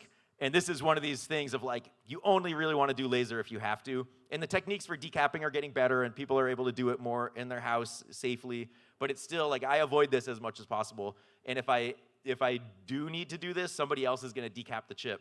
And then, yeah, so it's something interesting. But then if you think about your laser, you're shining laser on the device, and that's inducing photocurrents on the chip. You have a tiny, tiny, tiny laser, and now you have a massive area. Where like an EM probe, you're dealing with the size of the chip, but the probe is also bigger. The laser, compared to the die, is tiny. So your kind of area expands. Usually, though, if you're doing chip level, you're not scanning across the whole chip because you can actually see what's on the chip, and then you analyze like, okay, I want to try to hit this memory, or I want to try to hit this bus line that's connected somewhere. So you need to do a bunch of like chip level reverse engineering also. But there are some really good presentations about like how to build your own laser fault injection rig like in an affordable way, and you can 3D print stuff, so it definitely is possible. Another way that is becoming common, especially for devices that are called like chip scale packages, where they're not in plastic packages anymore. It basically is like the die with the solder balls on one side, where you're actually taking a probe and physically touching down to individual transistors on the chip, or maybe a bus line or signal line or whatever else, somewhere on the chip with a tiny probe, and applying voltages to it. So you're making physical contact to the chip, applying some voltage to change some sort of thing that happens. This, to me, sounds insane and very, very risky. And you can kind of think about it as a combination of like EM and laser, where you're targeting a specific area of the chip. But from the stuff that I do, where I'm dealing with like, say, like a hardware wallet, cryptocurrency wallet that has somebody's money on it, like this is very risky. But doing it on a device, say if you're trying to get firmware out of it, and it's an off-the-shelf device, and you can buy a couple of them, and then you do this, that's okay, because you break one, you do the next one, and go from there. So it kind of, it just depends on what you're trying to do. So different types of tools. There's a whole range, just like everything, right? There's like hobbyist stuff that you can build yourself. There's more expensive stuff. There's like really expensive stuff, and you just kind of get what you can and start with that and go from there. I use the Chip Whisperer a lot. Pico EMP is one. So Colin O'Flynn is a guy that had done a lot of, he basically like single-handedly made fault injection and side channel power analysis like accessible to all of us. Where before then, you really had to create your own custom stuff. He was doing this work as a PhD student, and then it turned into like a company afterwards. So he actually had given some talks at Black Hat and DEFCON quite a while ago, so like you should find those, they're really good. One of them I think is like side channel analysis for cheapskates or something, because before then you needed like $100,000 oscilloscope and all of, FPGA platform, and now it's like a couple $100 you can do it. So he's really to blame for all of, like, if you're on the vendor side, like, blame him for making this easy for us.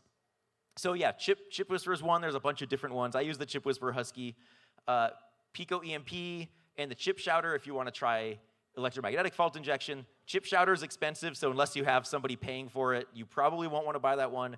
But the Pico EMP we're seeing a lot of people using, that is Raspberry Pi Pico based. And it doesn't have like the control that you get out of the Chip Shouter, but totally fine for starting. And you can do a lot with it.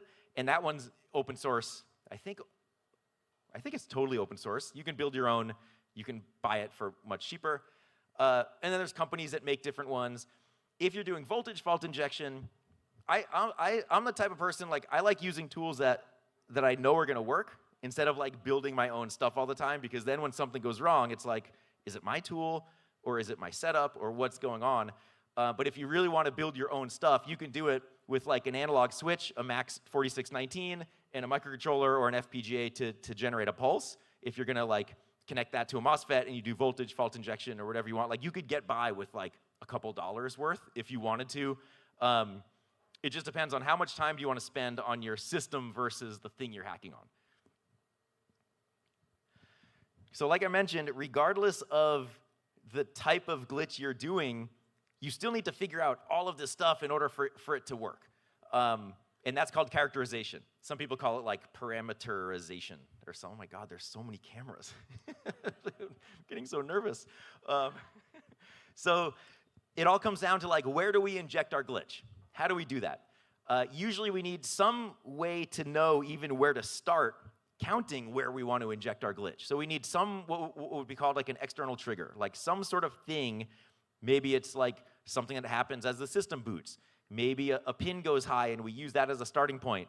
And then we say, okay, we think maybe by doing some reverse engineering or looking at some power analysis traces, 30 microseconds after that point, let's do our glitch. Or maybe we're using something called like SAD triggering, sum of absolute difference, where we're looking at the signal and basically matching a fingerprint of one signal to what we want and say, when the signal looks like this, let's trigger on that.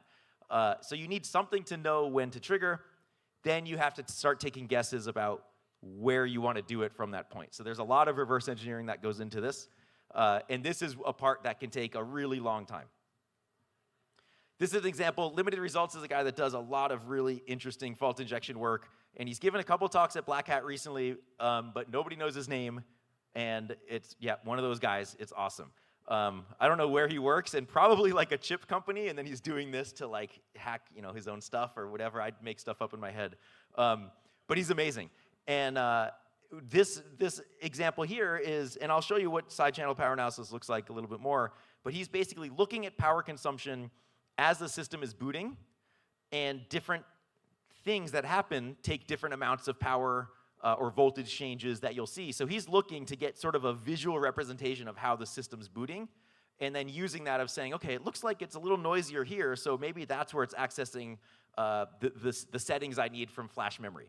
And then that's where I'm going to try to do my glitch. So with a bunch of reverse engineering, he realized for this particular chip, which I think was the NRF52, he's like, there's some window of like a couple microseconds right as the power line like dips a little bit.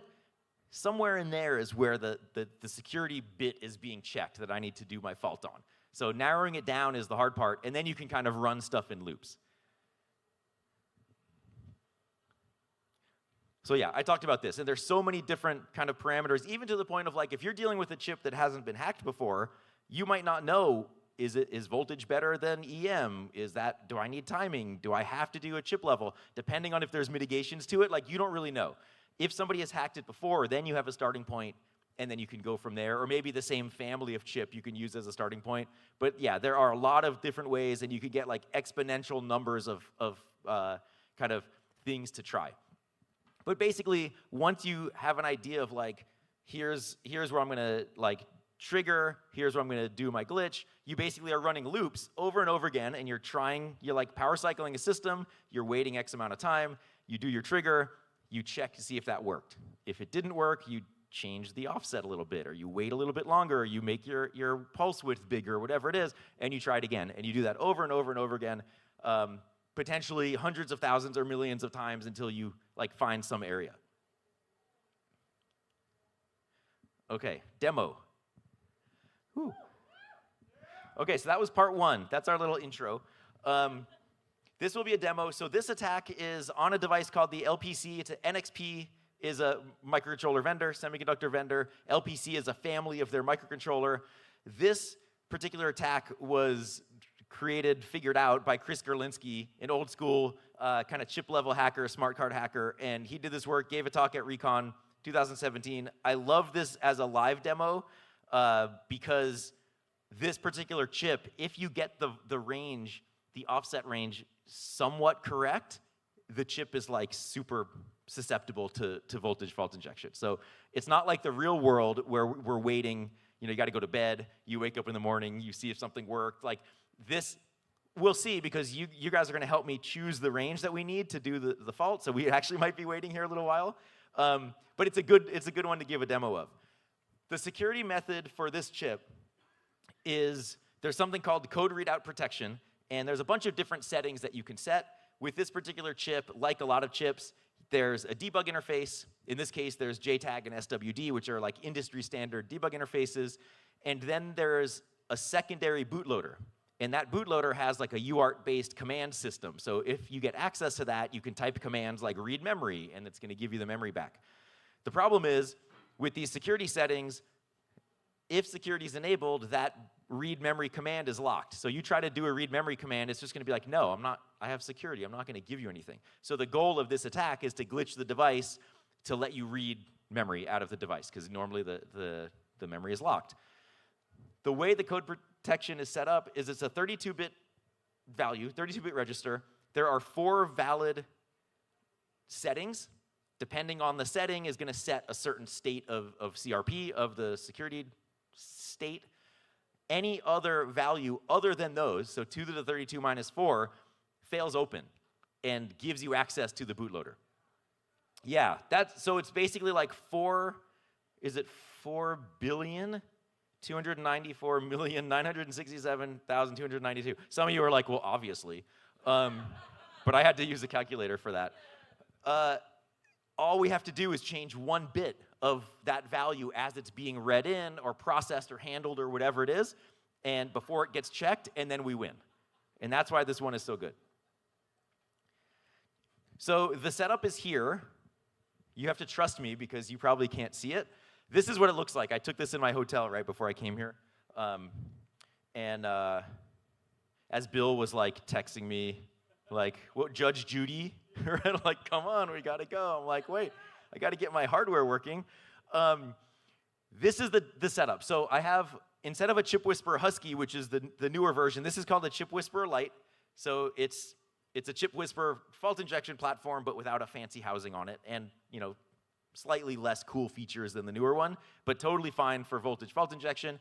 That's on the left. The bottom is our target board. It's an LPC 1114. It's a microcontroller that has code protection, so we can't get access to the information on it. And actually, on this device, there's code, and I actually have like some credit card numbers hidden in there also, but we're not going to do that part because it's going to take too long to like get to that memory region.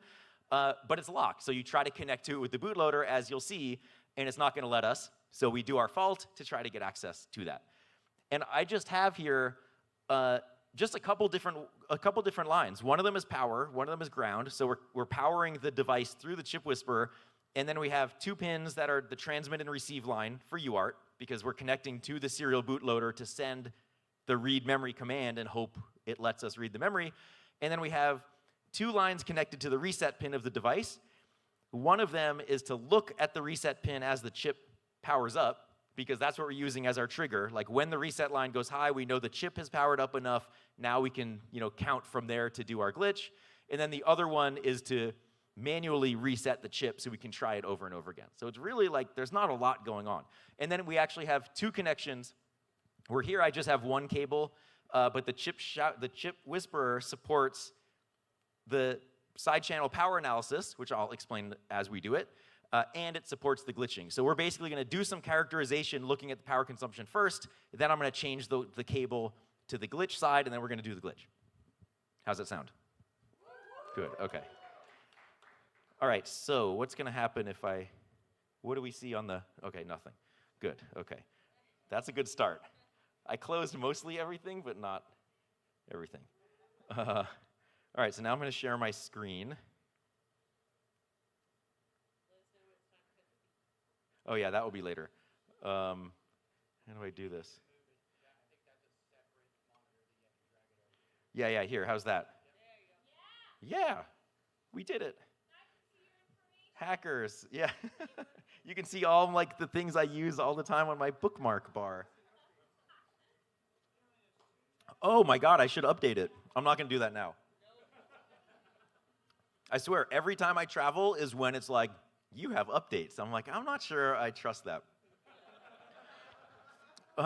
Okay, so this, yeah, that looks pretty good.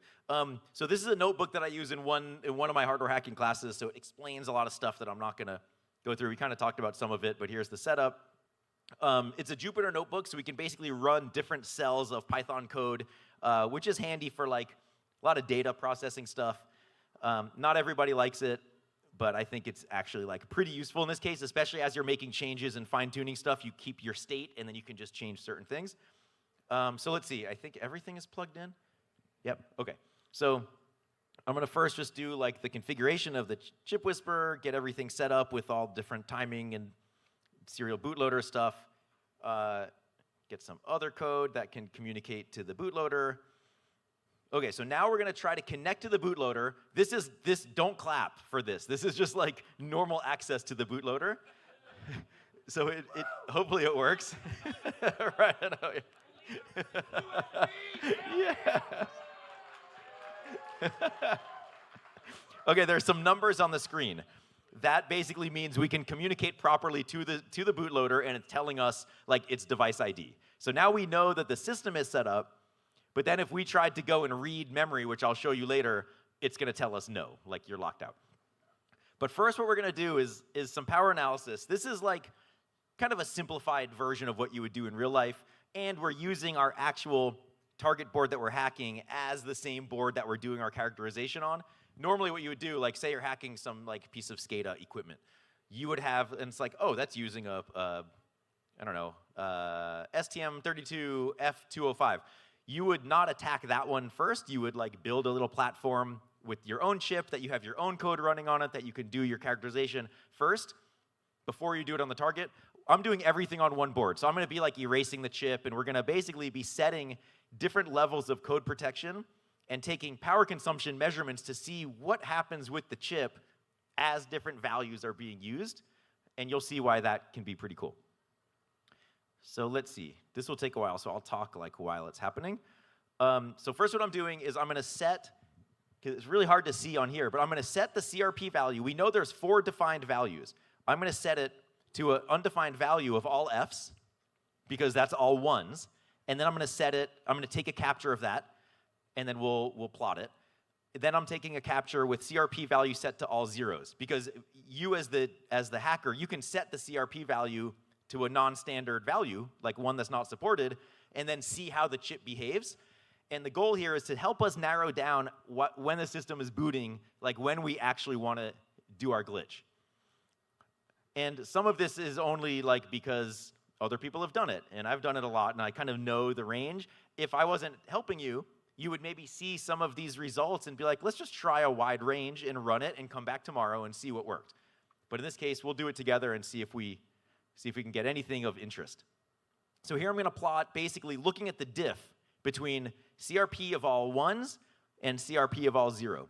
Because presumably if you're dealing with 1s or 0s, like there's going to be some sort of power consumption difference because you're dealing with logic level 1, like 3 volts or 0 volts or something like that. So this one actually is not what I would expect, but let's go with it anyway. So this is looking at, I plugged it into the wrong side. Demos. All right, hold on. So as I mentioned, the Chip Whisperer has a capture side and a glitch side, and in the picture, oops, you trust me, right? It had the T connector. I was connecting to both. We have to do it on the capture side first so we can capture all the data before we do the glitch. That explains it. Yeah, just trust me.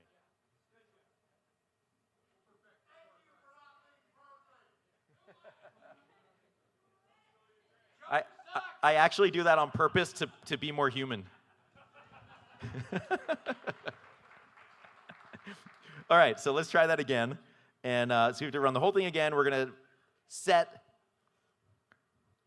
the state CRP all 1, CRP all 0s, and then see if we're actually capturing data. What we're seeing there is basically just noise, because it looks like super low voltage levels here.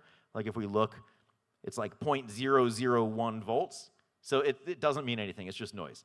That's why I was like, that looks totally weird. If you see something like that as you're doing fault injection, it's like, all right, maybe that's not showing you any signal that's worth looking at, so maybe you have to look at something else. So let's see. All right, so it did a capture for all Fs. Now it's doing it for all 0s. You can kind of get a sense of, like, there's a lot of weighting. And I actually have found, like, with fault injection, so, most of the time, like, with computers, they follow the code, right? Or they follow something, and it's very repeatable. With fault injection, it doesn't, because we're injecting faults, and we're intentionally causing it to fail. But it's very, like, unnerving to me to sit there and, like, wait for something to happen because it may never happen. Then you wouldn't have graphs. True, like this way I do get some really cool graphs, but sometimes they look like this and they don't mean anything, so you never know. But like it's very, like, I just don't like the unpredictability of it is like really hard. Okay, so this looks a little better. We see some minor voltage changes, but then we see these big spikes. We don't necessarily know what those mean. We just know that this is a visual difference between two different CRP values. So that means that maybe sometime during the boot ROM, as the boot code is running, and it's doing something with the CRP value, like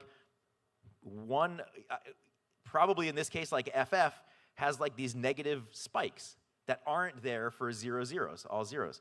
So it's like, okay, we don't exactly know, but that's kind of interesting. We see a difference. Let's keep that one in mind. Now we're going to do it again of two values. One is with the CRP value disabled, so no security. Then we're going to do one with security enabled and see if there's any sort of visual difference. This is like, just kind of simulating the real world a little bit. Of course, we could skip all of this because I already know the offset range and be like, click, click, click, hacked. But this is like a little bit of trying to show the real world process in like, a tiny time frame. All right, so we're going to wait for this to go. And then we're going to look at that plot. We'll see if there's any differences. Then we'll overlay both of them and see if there's any noticeable ranges where there's changes happening for both of our settings. And that would be pretty cool, because then that means maybe that's where the CRP value is like actively being checked or something. Skibbity. How much do we get for that one? $2. What was that one? Subway Surfer in the bottom right. What does that mean? Subway Surfer in the bottom right corner. I'm not in on that joke, but this is done, so I'm just going to proceed before I get too deep into something I don't understand. Okay, so here's another one of like, there's a lot of differences, say between like 2,000 and 7,000. And that's basically the number of clock cycles from our looking at reset. There's a bunch of differences, but then it's like, there's kind of a more even set of things afterwards. But there's this big spike around 4,000. Like that's kind of like, oh, maybe that's something because this is looking at the difference between CRP being on and CRP being off. Maybe that spike is like where CRP is checked, and that's where we need to inject our glitch.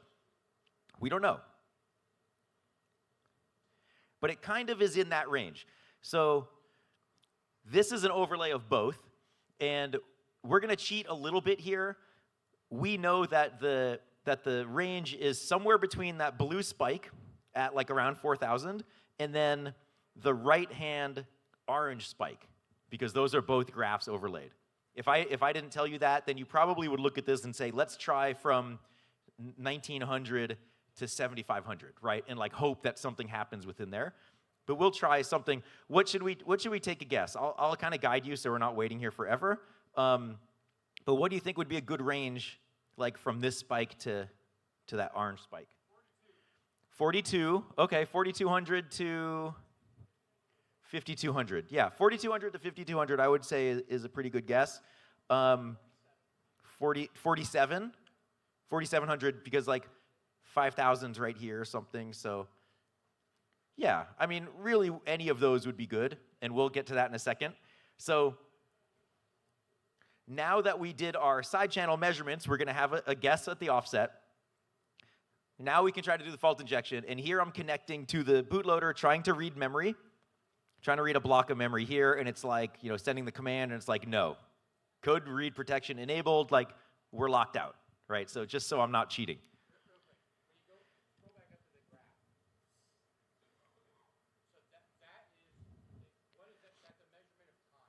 This is time and voltage, which is directly equated to power because we have a resistor in there that's doing a voltage drop, and we're measuring the voltage drop. Yeah, so why not 1,900? Because that's the first time we see some sort of difference. It could be 1,900.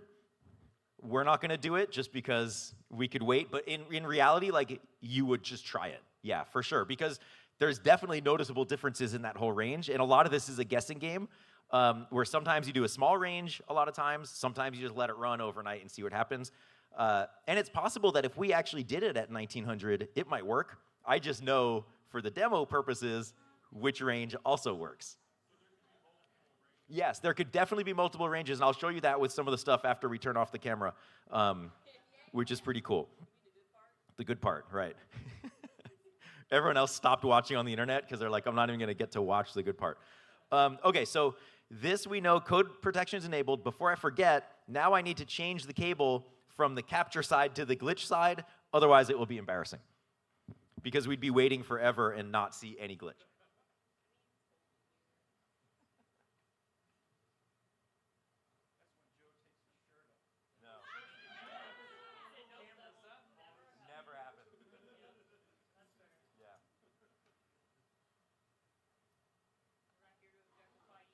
I mean, I guess it depends on how much money is going to the Hope House, but no, it's not going to happen.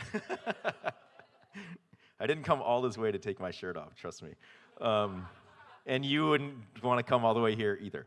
Okay, so now we have to set our range. So we basically have like the offset range. That's going to be the range after the trigger when we want to do our glitch. And then there's a width also. We're just going to leave the width, the number of cycles. That's the time that the pulse is low as we're pulling the power to ground. We're just going to leave that. So somebody had said 4,200 to 5,200. I'm going to change this to 5,000. Again, it might work earlier because you could have multiple times where CRP is checked that you're doing some sort of fault on, but we don't want to wait too long, so let's just move it up a little bit. So 5,000 to 5,200. I'm going to double check all my stuff. It's almost kind of like, I just wanted you to look at the graphs. Okay, so let's try this. So now this is basically going to reset the chip, do the glitch, connect to the bootloader, try to read the bootloader over and over and over again. Okay. denied. So now we're trying glitch offset 5000, 5001, 5002, denied, denied, denied, denied, denied.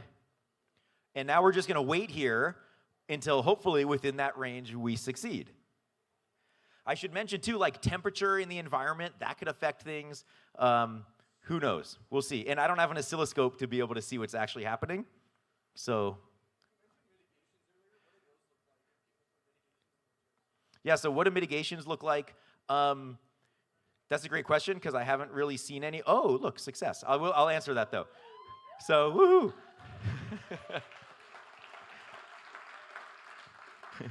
And so this is offset 5067. It's not always 5067. It could be like, if I did 5100, it might work. If I did other, like this particular chip has a wide range.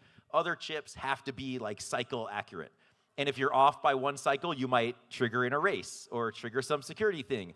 As far as mitigations, a lot of the mitigations that I'm aware of are like software-based. So if you're doing a check, like if something equals true, you're not checking a 0 or 1. You're checking like some pseudo-random, whatever, some 32-bit value, and then you check it multiple times. So you sort of are trying to increase like the Hamming weight so you can't glitch as easily. Or do some sort of hash compare instead of like, is the hash correct, yes or no? It's like something more complicated. But yeah, I mean, honestly, there's not a lot of mitigations in most microcontrollers. There are some microcontrollers that are like secure elements or security chips that have microcontrollers with security features. Those tend to have more mitigations, but sometimes they might say, we have mitigations for voltage fault injection.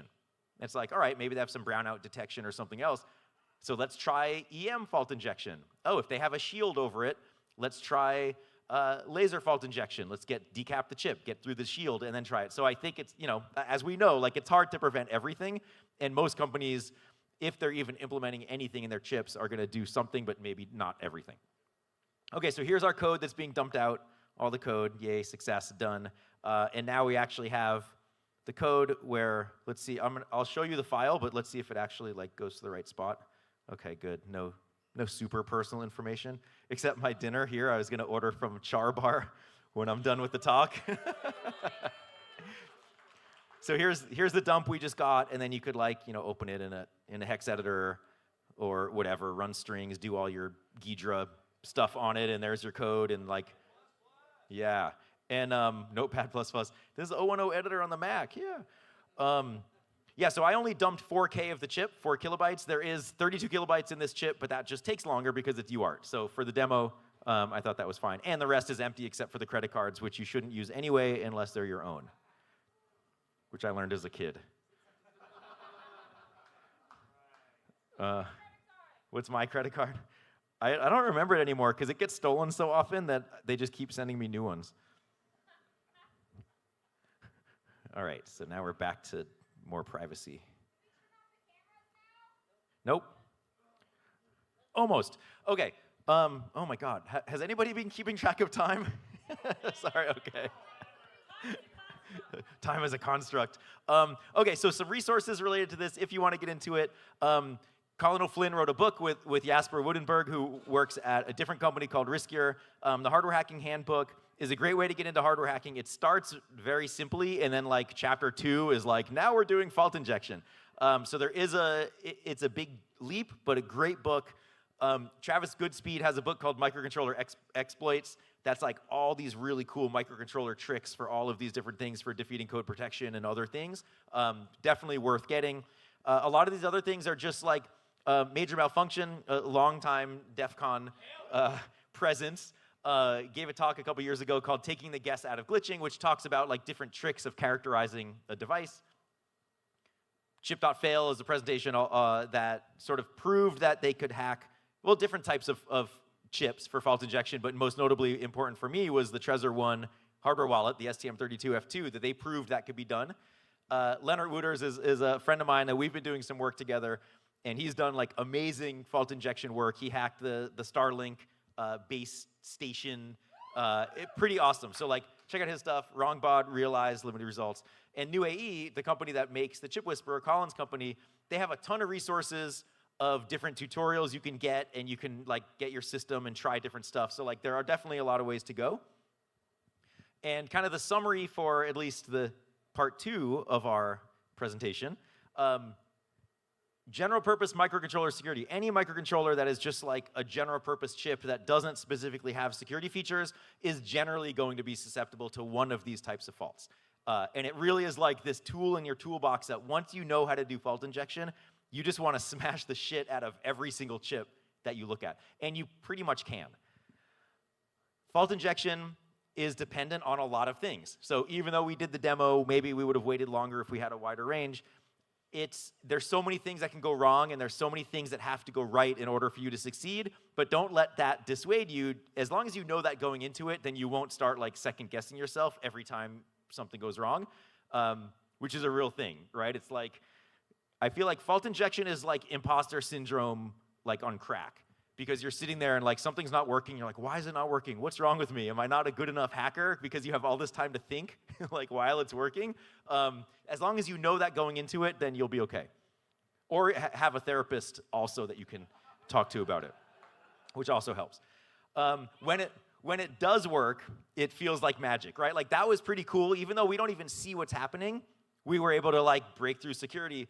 When it works, no matter how many times I do it, it's still like very exciting, and it's probably not healthy because you get this dopamine hit of like, ooh, now I need to do it again. But when it does work, it feels like magic. So very cool.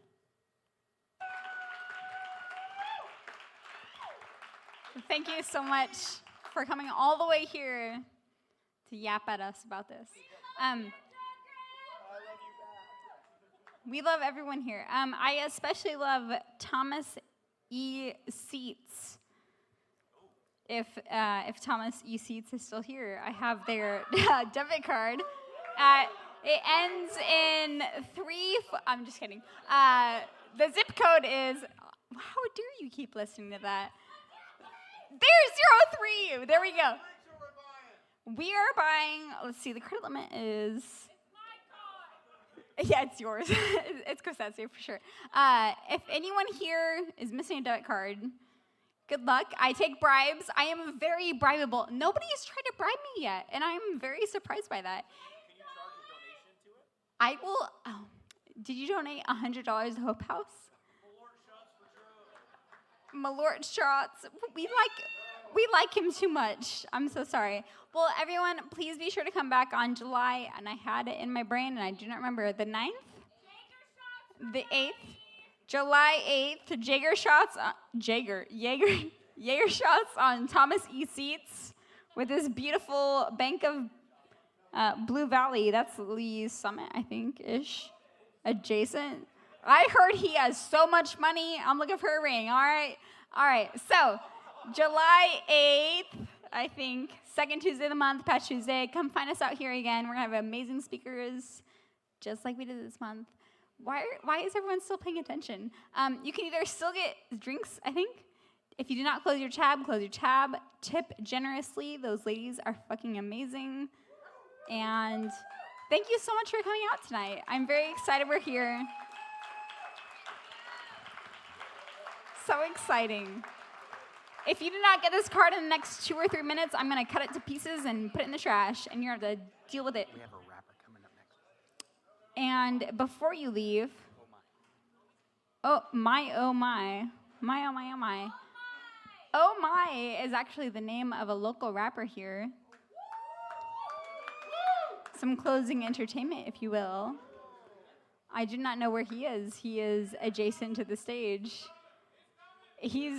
Oh Lord, he is a-coming. So stick around for a couple more minutes. We're going to have an amazing performance here to wrap us up. And thank you so much for coming out. Tip your bartenders is all I can say. Love you all. This suspicious. He didn't that much room. All right.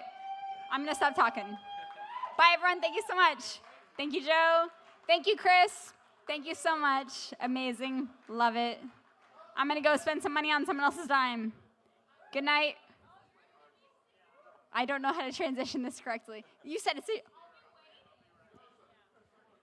You look a lot like this guy Riley back there, by the way.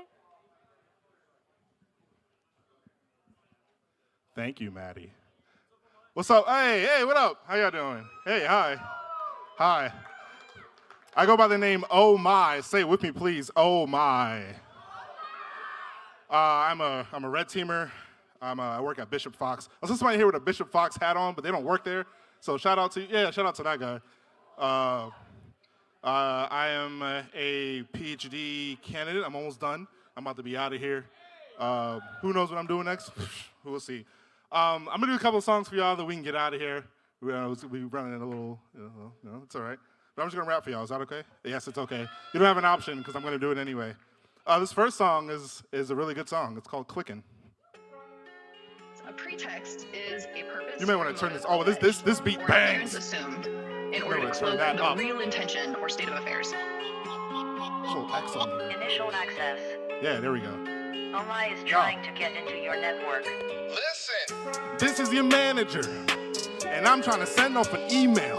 I got this document. Need you to confirm a few details. So go ahead and log in, and tell me what you think. I need this now, so to make this convenient, bruh, here is the link, I'm a threat actor, fishing mark. The email is urgent to distract you with it. So how fast you clicked it when you submitted your form with your password in it? You probably couldn't tell there was an actual difference in the URL. The domains look alike though. But for you it looked fine though. But mine had typos that make it look like yours. See, I was in the mood today to make your account a communal space. But then you activated your trap card and I saw you had 2FA. But I just shrugged, I'ma shake it off. Got on kick gloves, I'ma take them off. Got your phone number, I'll make a call. I'll break this wall. It makes me low. I'm moving quick. I'm on a mission. Yeah, I heard your network is lit. I'm trying to get in. Yeah, I'm trying to get me a hit. When I go fishing. Yeah, you probably think it's legit. I got you clicking like. Hello? Hi, I'm calling you from the IT department. We have been under attack by some hackers and we think that your account might be a target. Oh no, how do I fix this? No need to worry, I wrote up a ticket. You'll get a notification from your authenticator app, so please pass me them digits. 1 sec. Okay. Yeah? The code is 112345. Thank you. You fell for the lie, so I hung up the phone without saying goodbye. Cutting it short like a crew cut. Probably think it won't happen to you, but it happened to Uber. They say you win some, you lose some. Boys got a smooth touch hacking you too, bruh. You know how I be creeping and I'm logging in your VPN. It probably looks anomalous, so long as you be keeping them. You're probably unaware about the shares that I've been peeping in. Reason I be seeking them, I'm looking for an easy win. You probably thought it was a magic trick. You're mad you clicked. I'll stack my chips and bet to the D password is sitting in an admin script. Moving quick. I'm on a mission, yeah. I heard your network is lit. I'm trying to get in, yeah. I'm trying to get me a hit. When I go fishing, yeah. You probably think it's legit. I got you clicking. I'm moving quick. I'm on a mission, yeah. I heard your network is lit. I'm trying to get in, yeah. I'm trying to get me a hit. When I go fishing, yeah. You probably think it's legit. I got you clicking, yeah. I got you clicking, yeah. I got you clicking, yeah. I got you clicking, yeah. I got you clicking, yeah. Woo.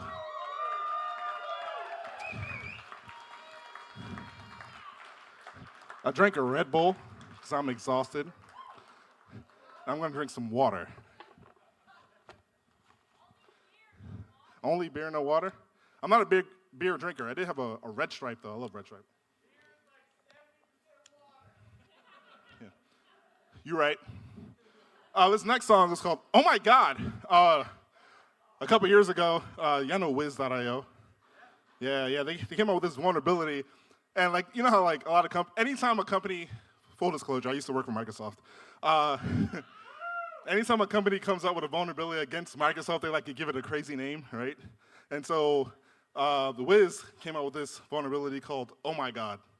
And it was basically on the Linux VMs in Azure, there was a vulnerability in the software where if you send a request to the management API without an authorization header, you are root. So, yeah, weird, right? So this song is about that. Yeah. You have to repeat after me as well, right? You can't just sit there and just have a good time. I'm gonna make you repeat after me and have a good time, okay? Okay, it goes like this. Oh my God. Oh my God. Oh my God. Oh my God. Oh my God. Oh my God. Oh my God. Oh my God. Yo. The way that you're moving is basic. I can do what I want, where I want, when I want. I don't need any authorization. You might think you control where I go, but you don't, so you better stop testing my patience. You being complacent. I'm taking over your organization if you don't upgrade it. All of these actors, they know I'm a threat. I advance with persistence, they'll know that I'm here today. Won't see me coming, no noise when I'm running. Put a hole in your system like a 0 day. Cause we moving in stealth like a B2. Rats in that steady grass like a C2. Open to the world that is mine when I hack it. Too far is once and it's over when I pack it. Pay attention if you leaving open doors. I'ma look inside like it was open source. I'ma take everything that you thought was yours. Sell under your secrets when I open tour. Far shot from a split that's an RCE. Leave you shocked to the point you can hardly speak. When I dump everything like the largest cheeks getting dropped on the toilet at the RBC. Oh my God. Yo, oh my God. Oh my God. Oh my God. Oh my God. Oh my God. Oh my God. Oh my God. Looking scared for your life. Oh my God. I can see it in your eyes, oh my God. You ain't messing with oh my, oh my God. Take what's yours, call it mine, oh my God. I'm a burst at the seams. When I'm a guest on your host, no virtual machine. Taking root where I go, I'm dispersing the seeds like a girl with my hard drive. They'll be searching the D. MZ call back, they're reversing for me. Make a child process like the birds and the bees from the place where your AI learns the machines. Leak their brain like a murderous scene. If you say that's ludicrous, then I'ma keep disturbing the peace while you cursing defeat and you're yearning for me to release a friendlier version of me. I'ma take over while you're looking for hope. You'll be at the end of your rope. Word to your sub, got my foot in your throat. I'm on top, no secret. I won't stop, no regrets. They hear me rap, they know it's lit. God, I'm saying, oh my God. The plan of attack is in my brain. I'm storming your clouds and it might rain. Catch you by surprise and you might say, oh my God. Oh my God. Oh my God. Oh my God. Oh my God. Oh my God. Oh my God. Oh my God. Looking scared for your life. Oh my God. I can see it in your eyes. Oh my God. You ain't messing with oh my. Oh my God. Take what's yours, call it mine. Oh my God. Oh my God. Yeah, so even the logo for this song, I just stole it from Wiz.io and put an H in it, because my name has an H. And yeah, cool. Thanks, Wiz.io. Anyway, looking scared for your life. Oh my God. I can see it in your eyes. Oh my God. You ain't messing with oh my. Oh my God. Take what's yours, call it mine. Oh my God. Bars. Yeah. I'm going to do 2 more, we'll end the night. This next song is not about hacking. This is a story about why I don't like Valentine's Day. I have a lot of laptops. I have ones from like 10 years ago just sitting in my shelves, you know. This song is about laptops. Cool. And this is a whole story about a thing that happened, and we'll talk about it. It's a lot of words in here, so listen carefully. Now people want to know why I hate Valentine's Day. I'ma tell you a story, so listen to what I say. A few years ago, some circumstances came my way. A girl made me angry and she put me in a blind rage. Me and the man that had been dating for a month or 2. We be talking on the phone until there was nothing to talk about. That's the kind of stuff being in love will do. But on February 14th, that's when the love was through. Walked into my apartment, noticed the lights out. Turned the lights on, saw a man laying on my couch. Come to find out, she was high on her mind. She didn't have the time to make a line, wipe her white mouth. She looked like she covered her whole face with flour. Then I saw the spoon lighter in baking powder. Then I asked how her drug payment was made. She told me she sold my laptop with all my games. She stole my freaking laptop and sold it for some crack rocks. I don't know what to say. Now I hate Valentine's Day. She stole my freaking laptop and sold it for some crack rocks. I don't know what to say. Now I hate Valentine's Day. She stole my freaking laptop and sold it for some crack rocks. I don't know what to say. Now I hate Valentine's Day. She stole my my freaking laptop and sold it for some crack rocks. I don't know what to say. Now I hate Valentine's. My laptop had a terabyte drive and it was storing them. Games I buy that were tied to Steam and Origin. Wanted to cry and my eyes were keeping watering. Then I realized it was a cloud when I ordered them and I could get my games back. Wanted to smack her hard. The factions are that I had an expensive graphics card. Never done any drugs, I think crack's bizarre. Her actions marked Valentine's Day like the blackest star. I backed the bar, she screamed, I'm sorry though. Get away from me.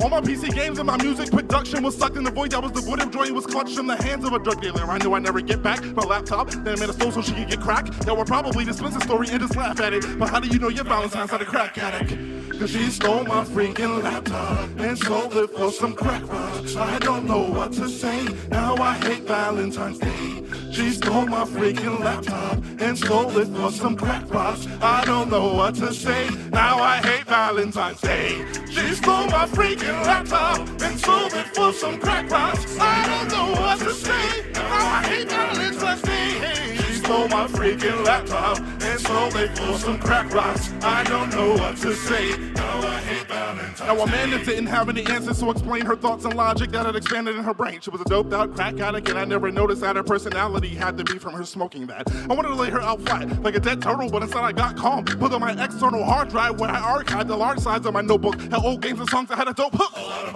It had the entire system back up from 3 weeks prior. I thought I found my spare laptop so I could stick in my backup. Then I found my spare also missing. Took Amanda to court so I could sue her. The judge said demanded to rehab to improve her life. So Amanda would stop smoking crack rocks and she owed me the price of 2 laptops. Why? Cause she stole my freaking laptop and sold it for some crack rocks. I don't know what to say. Now I hate Valentine's Day. She stole my freaking laptop and sold it for some crack rocks. I don't know what to say. Now I hate Valentine's Day. She stole my freaking laptop and sold it for some crack rocks. I don't know what to say. Now I hate Valentine's Day. She stole my freaking laptop and sold it for some crack rocks. I don't know what to say. Now I hate Valentine's Day. What she do? She stole my freaking laptop. Okay. And sold it for some crack rocks. Yeah? She stole my freaking laptop and sold it for some crack rocks. I don't know what to say. Now I hate Valentine's Day.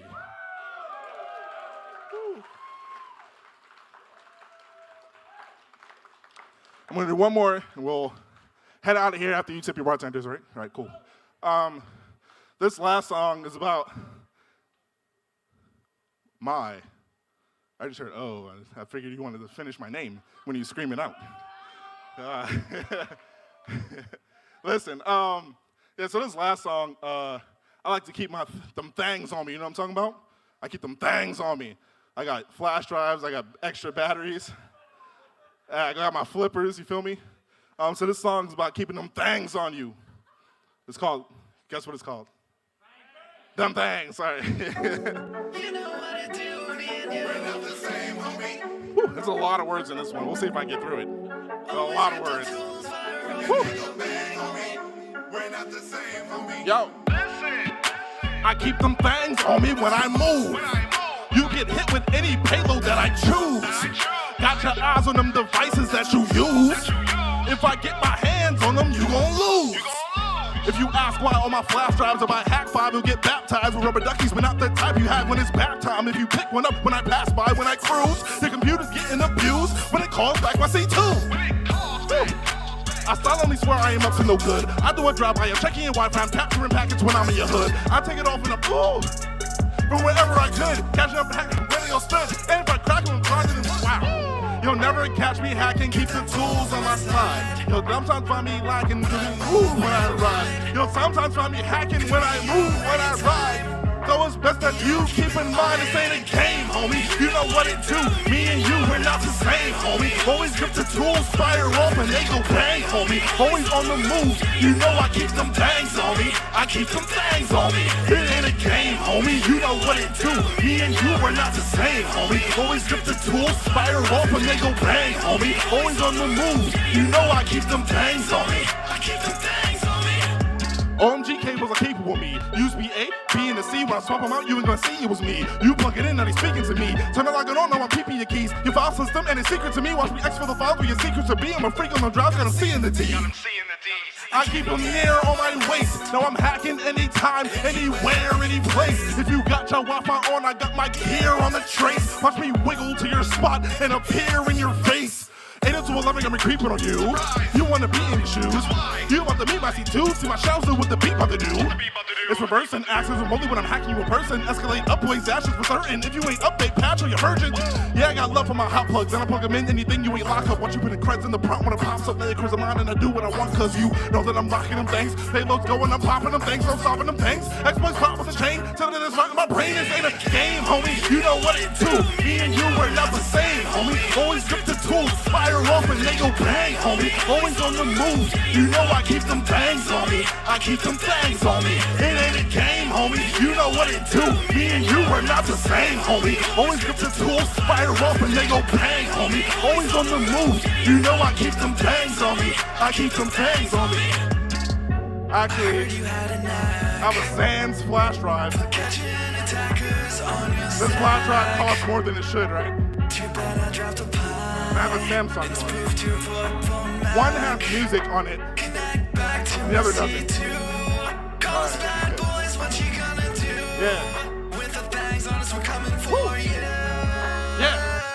You know what it do, me and you are not the same, homie. Always grip the tools, fire off and they go bang, homie. Always on the move, you know I keep them things on me. I keep them things on me. I keep them things on me. You know what it do, me and you are not the same, homie. Always grip the tools, fire off and they go bang, homie. Always on the move, you know I keep them things on me. I keep them things on me.